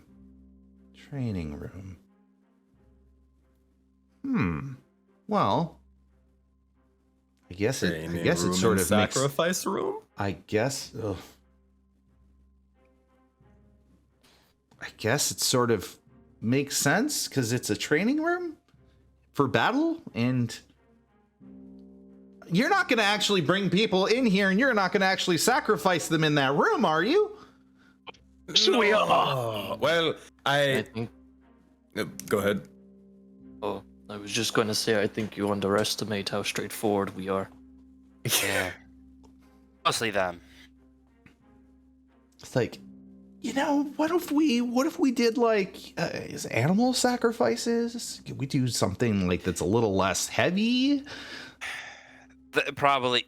Whatever's Probably going to gonna help bring it. you in your performance as an adventurer. But I don't think we can legally get away with sacrificing citizens. Well, I mean, it's legal if no one finds out. Oh God. Oh God.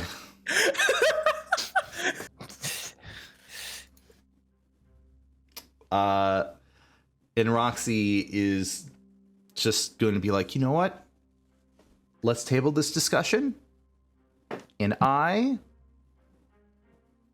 will. I'll work on it. How's that? I'll work on it. It's gonna take 2 weeks for this place to be completely renovated. So, it's up to you. You all can stay. You all can stay here. I realize that y'all are having a conversation from 2 completely different rooms, but that's fine. Roxy's gonna be like, okay, well, y'all, I mean, for housing, y'all can stay here, but some of you may already have housing somewhere here in the city. So I would say if you're looking for this place to get all spruced up, it'll be about a couple weeks, and that time, just come right on back, and we can get started with the first set of adventures quests that come in, and I will also be out peddling, looking for stuff for you. So nice. Thank you again, Roxy. I do appreciate this. Well, you were quite welcome. Hey, thank you. Hey, you. I'm doing this for you, baby. I'm doing this for all you babies.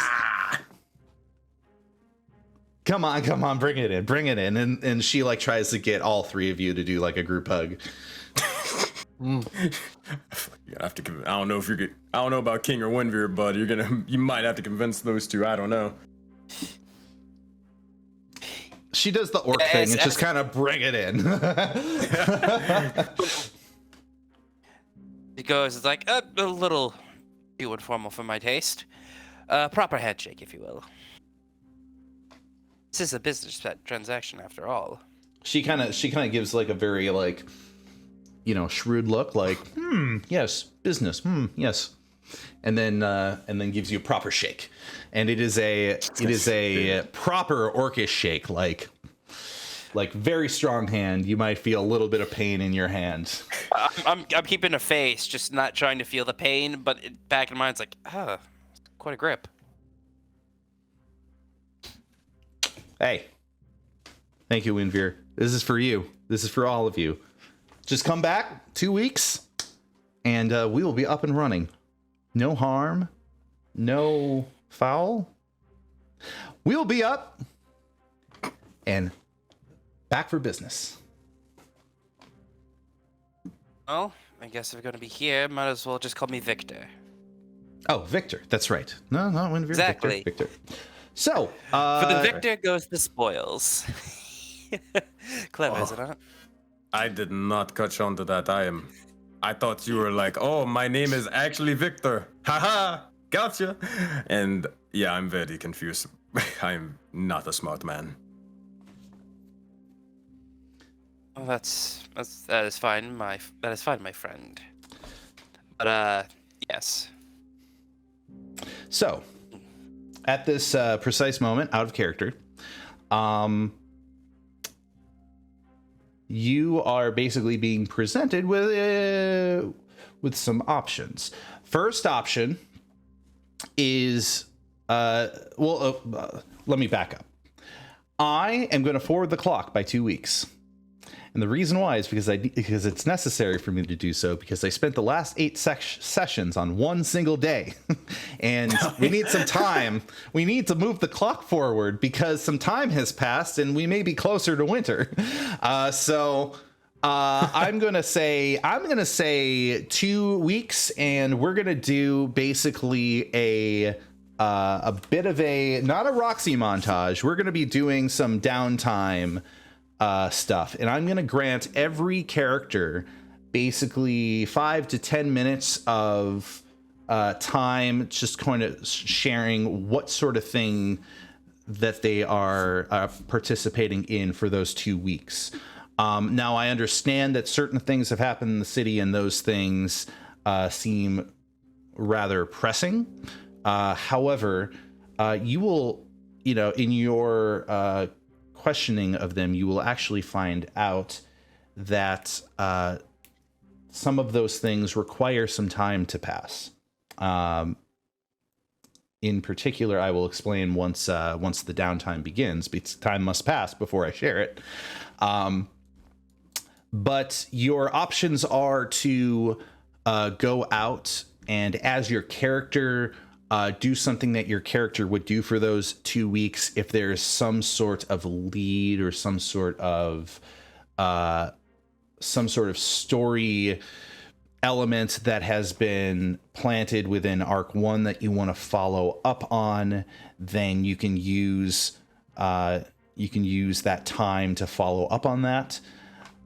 If you want to reconnect with people that you know, if you want to gain information, if you want to reach out to someone, if you want to even just stay here and help with the renovation process, then you may do so. And I'm going to go from character to character. In order to do this, I'm going to have everybody roll a d20, and I'm going to see in what order we go.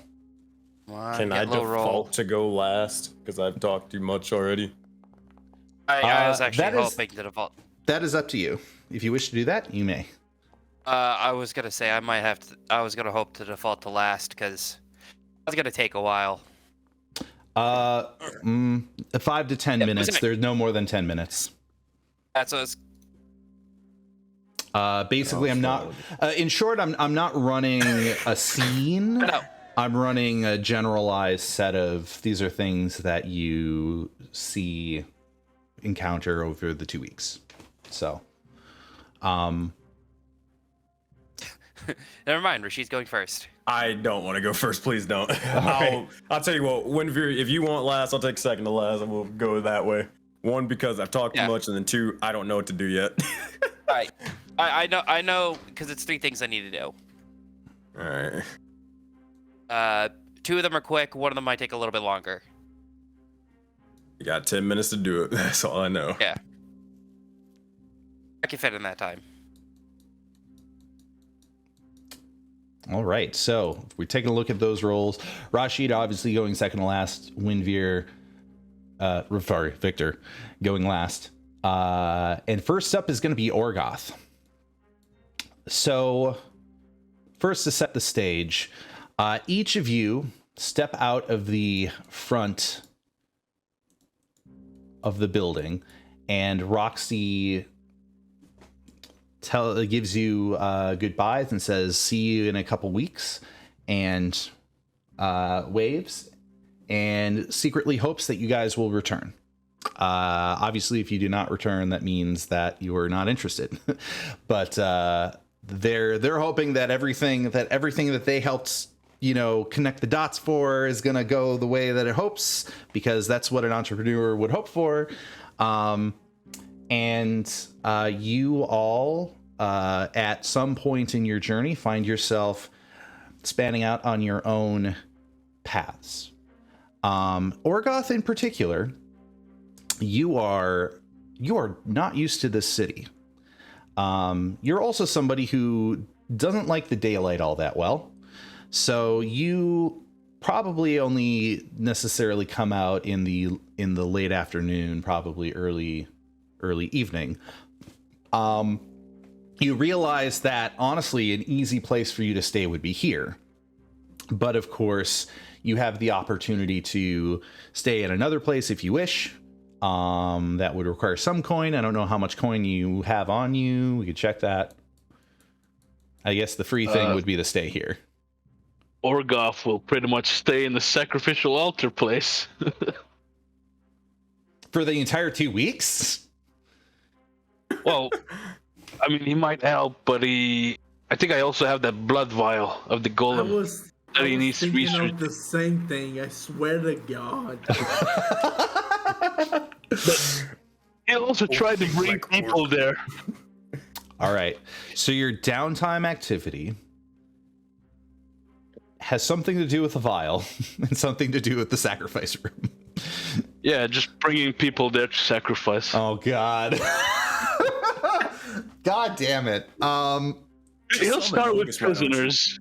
Listen. Just summon Mogus. I got it. Okay, well, so your 5 to 10 minutes starts now. And I'm gonna pull up the actual timer here so that I actually monitor it. Boop, boop, boop. So, you are going to seek people to sacrifice. Who are you looking for sacrifices? Well, first, he'd probably look for, I guess, prisoners. Or people that appear shady. Prisoners or people that appear shady? Well, you wouldn't necessarily get access to prisoners because you're not. It's not like you're part of the City Watch. You wouldn't be able to do that. But you do spend a chunk of your 2 weeks sort of determining the lay of the land. This is your first 2 weeks, really being in the city, right? And to that extent, I would say, yeah, go ahead and do an investigation check. You're kind of just like seeing the lay of the land, trying to see who would be a perfect individual to sacrifice to Mogus, who really deserves it. That's a bad roll. It's a bad roll. So thing is that you managed to find yourself in one ward in particular. If I bring up the map real quick, don't waste too much time. Seglesia maps. Map of Seglesia. I might need to switch a thing off, so I'm gonna pause the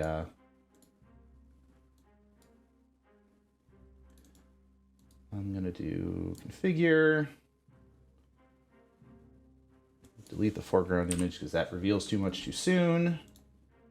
Okay, and then we're gonna activate the map Seglesia. The location you are in is... Oh, I never actually figured out where it's located. It's in Midtown. It is located right here. So I will put a marker there. But you, my friend, find yourself exploring much of the city. Kind of getting the lay of the land, the different wards that exist. You hear terms like, Midtown. Oh, that's the place where you are stationed. Marshall's Way, Priestside, Gilder's Quarter. Obviously, the moment that you try to head up into Hearthgate East and West, you definitely see like, oh, well, yeah, no, that wouldn't be so easy. There's a lot of patrols. You managed to actually find yourself out here. And you find yourself surrounded by a town that's very different from the inner city. Red Chapel is a place that has a lot of dilapidated buildings, a lot of abandoned buildings, and there are a lot of people who are doing what they can to get by. However, you are not able to determine. No. Let me retcon that. You are able to determine that there are a number of people that are watching you from the rooftops. Some of these people have bandanas and cloths over their head to conceal their identity, and it seems like the place that you have wandered to is one where people, a certain group of people, seem to take the law into their own hands.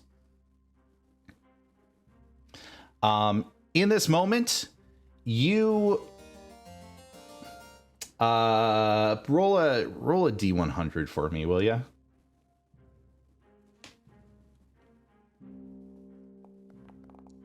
$10. Gotcha.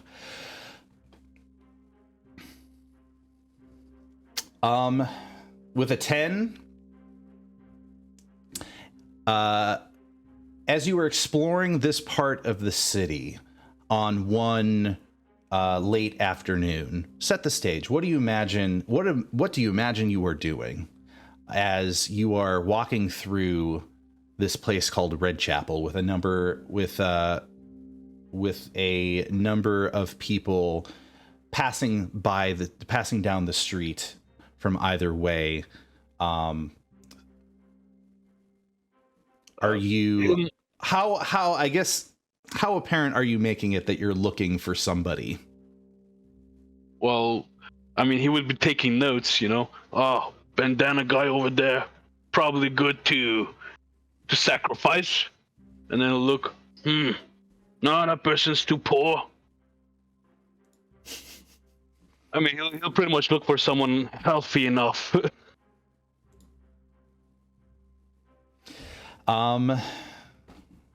In which case, I want you to roll a quick perception check.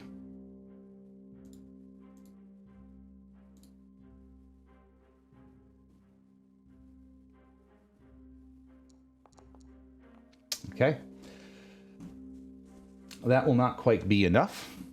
You do not realize it until they're literally behind you. And you turn around and you see two people that have bandanas and cloths over their heads. And as soon as you turn around to look at them, you turn around again and realize that you were surrounded by people. And one of them steps forward and says, What are you doing out here on the side of town, stranger? Oh, just looking for people to sacrifice to Mogus. just out with it. Let me just check you. You seem healthy enough. Would you like to be sacrificed? Oh my god. You'll be promoted to something high. They're gonna look You gotta between each respect other. him asking. The person rolls an insight and looks at you, and he says, just out in the open looking for people to sacrifice is a little too on the nail. You're looking to sacrifice to Mogus. Why? To gain. Oh, wait, did you say Mogus? You're looking for people to sacrifice. You clearly have Mogus tattoo on you, don't you? Oh, no, I don't have a tattoo on me. It's a brand. It's a brand. That's what I meant. Okay. Oh. No, Zug has the brand. Zug has the brand. Oh, I'm an idiot. Okay, sorry. So they're gonna be like, so you're just looking for someone to sacrifice? What for? What do you mean what for? It's what I do. And I do it well. You won't suffer, I promise. They look between each other, and one of them says, like, needless to say, the Night Watch of Red Chapel would not permit that. Say, friend, if you're looking for work that might be a little dicey, we might have a little something for you. That might Wait a minute. might grant you Are you telling some... me you're not shady? Sorry, could you say that again? Are you telling me that you're not shady? They look between each other, and one of them says, depends on who you ask, but, no. Oh, that's the kind of people I'm trying to fight. As they roll an 18 on their deception. Do I need to roll something? If you want to roll an insight. All right. Oh, 9. This is what I was looking for. These guys. Okay. just general suspicious strangers. So you rolled a 9. It's like, you're looking for somebody shady to sacrifice, I take it? Yes. Well, in which case, why don't you run along back to wherever you came from, and we'll be in touch. Oh, you'll help with sacrifice. Oh, good. Good. Mogus will give you favors. Right. You know, there's a number of things around the city that we need help with here, stranger. I would hope that you don't think that we would be sacrificed. We can provide you plenty of people to sacrifice, though. Oh, that's a deal. They look between each other, and you don't notice this, but one of them rolls their eyes at the other, and they're like, so we'll call you. All right.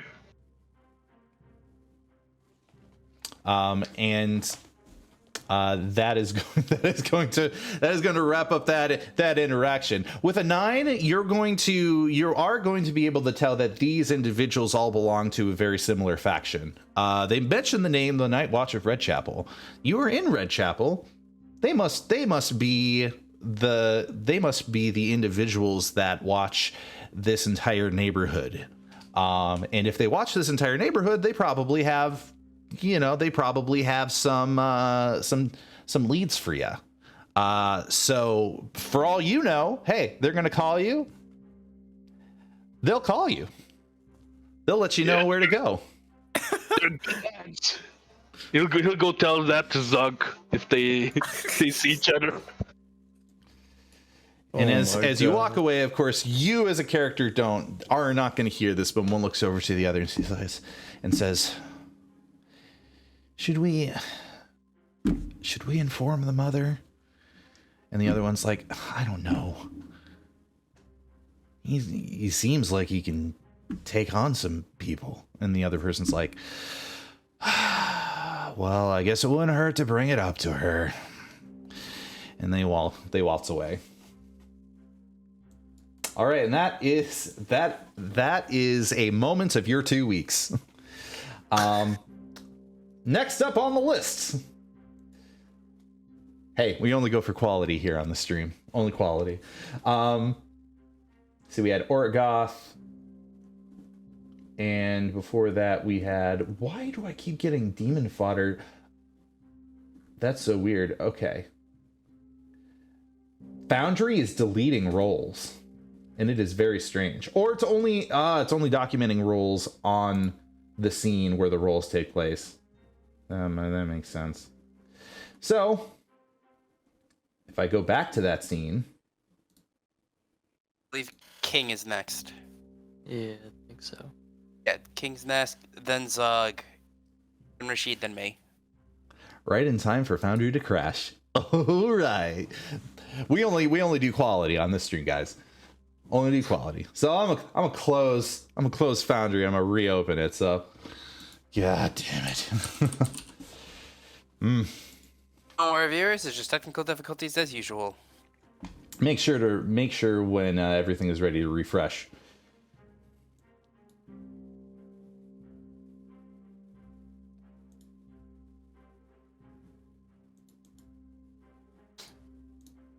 Let's see. My scene is back up.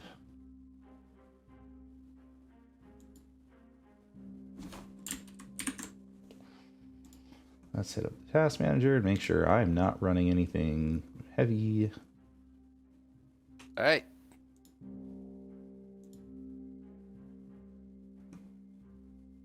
Okay. Cool. So do we see the rolls from what happened? Yes, we do. Okay, yes. So Orgoth, and then King, and then Zug, and then Rashid and Victor. Gotcha. Okay. So, King. for the 2 weeks. All right. What do you imagine you were doing in this time? I mean, I had some leads on some runes, so I would checking those out. Specifically, there's one south of the city in a graveyard. Ah, south of the city in the graveyard. So for a chunk of that time, and you of course are new to the city as well, so it takes maybe a little bit of time to gain your bearings, but you're able to ask around, find and figure out where exactly this location is, and you do actually realize that there is actually a cemetery that's located on the south end of Seglesia. Let's do preload. Let's preload at this time to make sure nothing happens. And we are going to throw you in. Dun, dun, dun, dun, dun. I'm going to change the music because the music is on repeat. Boom.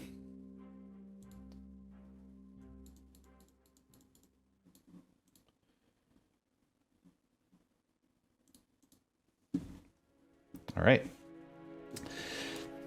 You find yourself traveling southbound. There we go. And you manage to locate in Scales End, there is an old cemetery.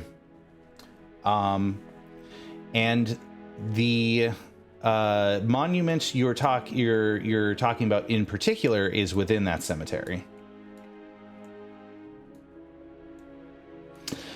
As you approach the cemetery, you are met with a massive wrought iron gate that is distinctly designed with symbolism of life on one side of the set of doors and death on the other.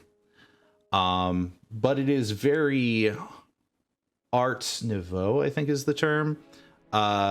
A lot of swirling pieces of iron, a lot of curves, a lot of that. But it is wrought iron and it is darkly colored, and it does give you a little bit of chill down your spine. I don't know. Roll a wisdom saving throw to see how you feel about walking into an ancient cemetery.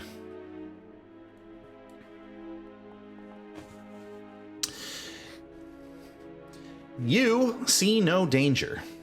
Absolutely none. In a place such as this, the dead stay dead, or if you see any dead, you can just swipe them with your sword. Easy enough. So as you manage to approach this gate, it is a very heavy gate. I'm going to have you roll a strength check to see if you can get in, or if you would prefer to try to take a different way into the cemetery. Anything in particular you would any way in particular you would like to enter the cemetery? Feel free to explore the stage.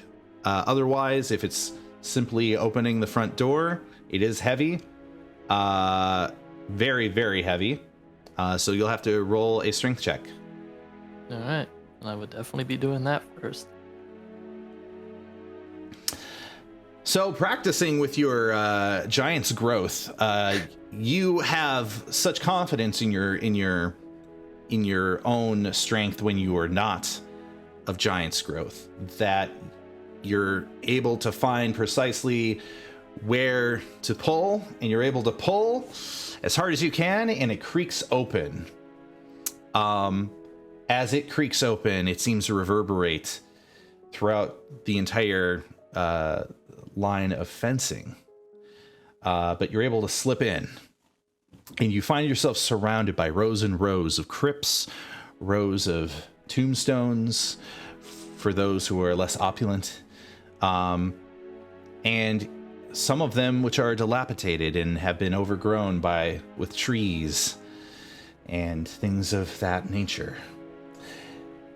As you wander, I'm going to have you roll a perception check to see what it is you locate, what it is you find as you are searching.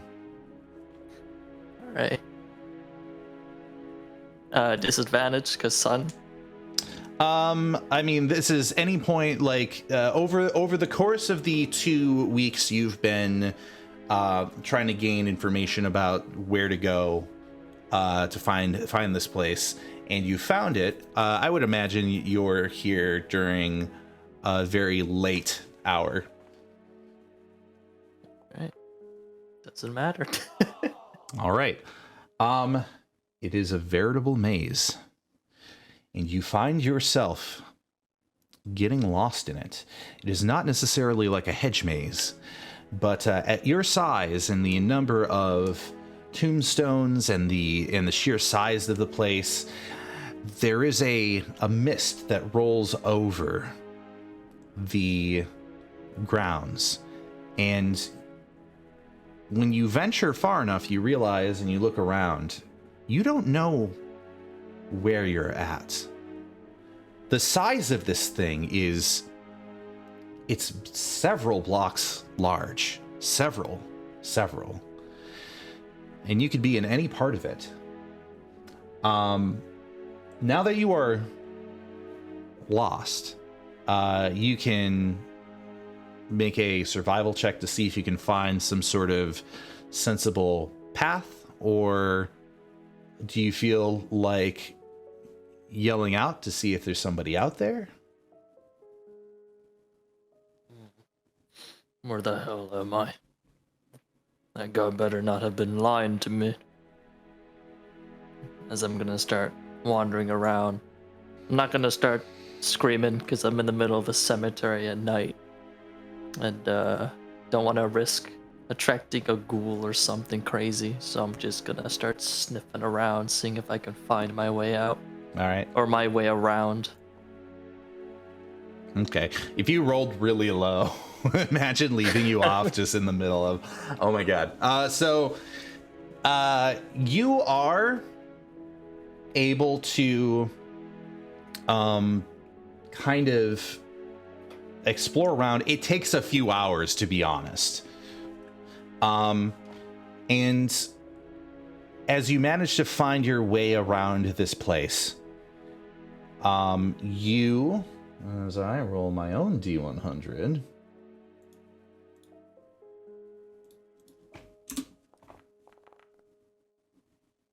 Okay.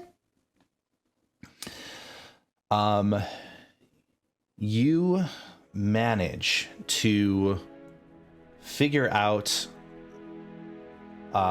you manage to find a cobblestone path. So at least you figured that you are somewhere, and if you follow this path, you may be able to find an exit or find the place you were looking for. With that said, as you travel, you hear something stirring in the darkness. You would very clearly hear it, as it is not making itself unknown to you.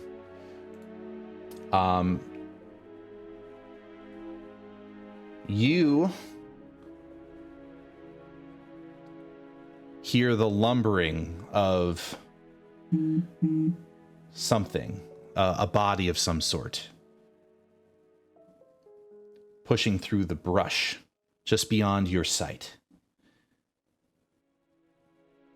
You hear the same from behind you. You realize that, unfortunately, as one of these individuals comes into sight, you see a gaunt-looking face. You see rot on their skin, you see dagger-like claws on their fingertips. And they're looking at you as they lumber towards you. How do you react to this? Stay back. One more step, and you'll regret it. And I start to clench my great sword, trying to like act like I'm a bigger threat than they think. Roll an intimidation check. If you believe an intimidation check will do you good. Sure. Oh, that was almost 20. But that is going to be significant enough, and they are going to... the person who... another individual who you do not see speaks out and says, "Stop." And instantly, the two do not pursue you any further. They are literally a few feet away from you, but they don't pursue. And a cloaked figure steps forward.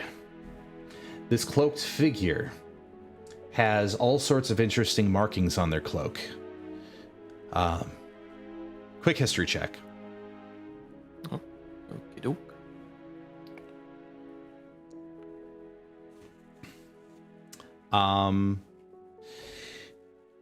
You do not recognize what these symbols are. They're clearly not giant. This person steps forward and says, "You seem a little lost." A little. I'm looking for, Can I see their face? You cannot. I'm looking for some symbols around here. What sort of symbols are you looking for exactly?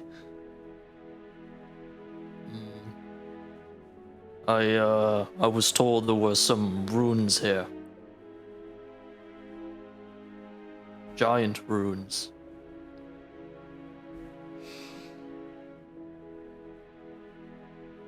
And he stares at you for a long period of time and says,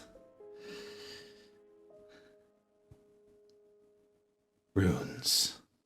I see. Well, what is it to you? What can you give me if I show you the way?"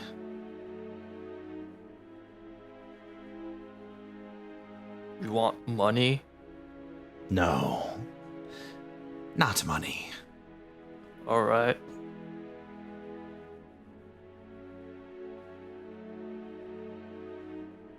I don't know, what do you want? He takes out something from his cloak. He reaches in to his cloak and he pulls something out. And what he pulls out is a ring. And he looks at you and says,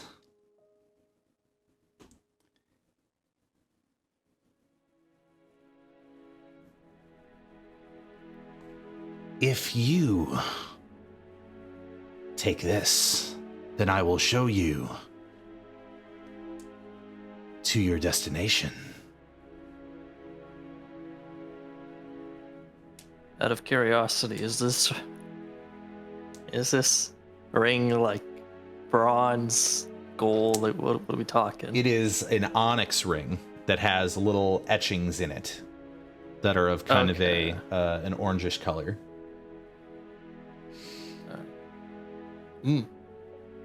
Wait, you're giving me things?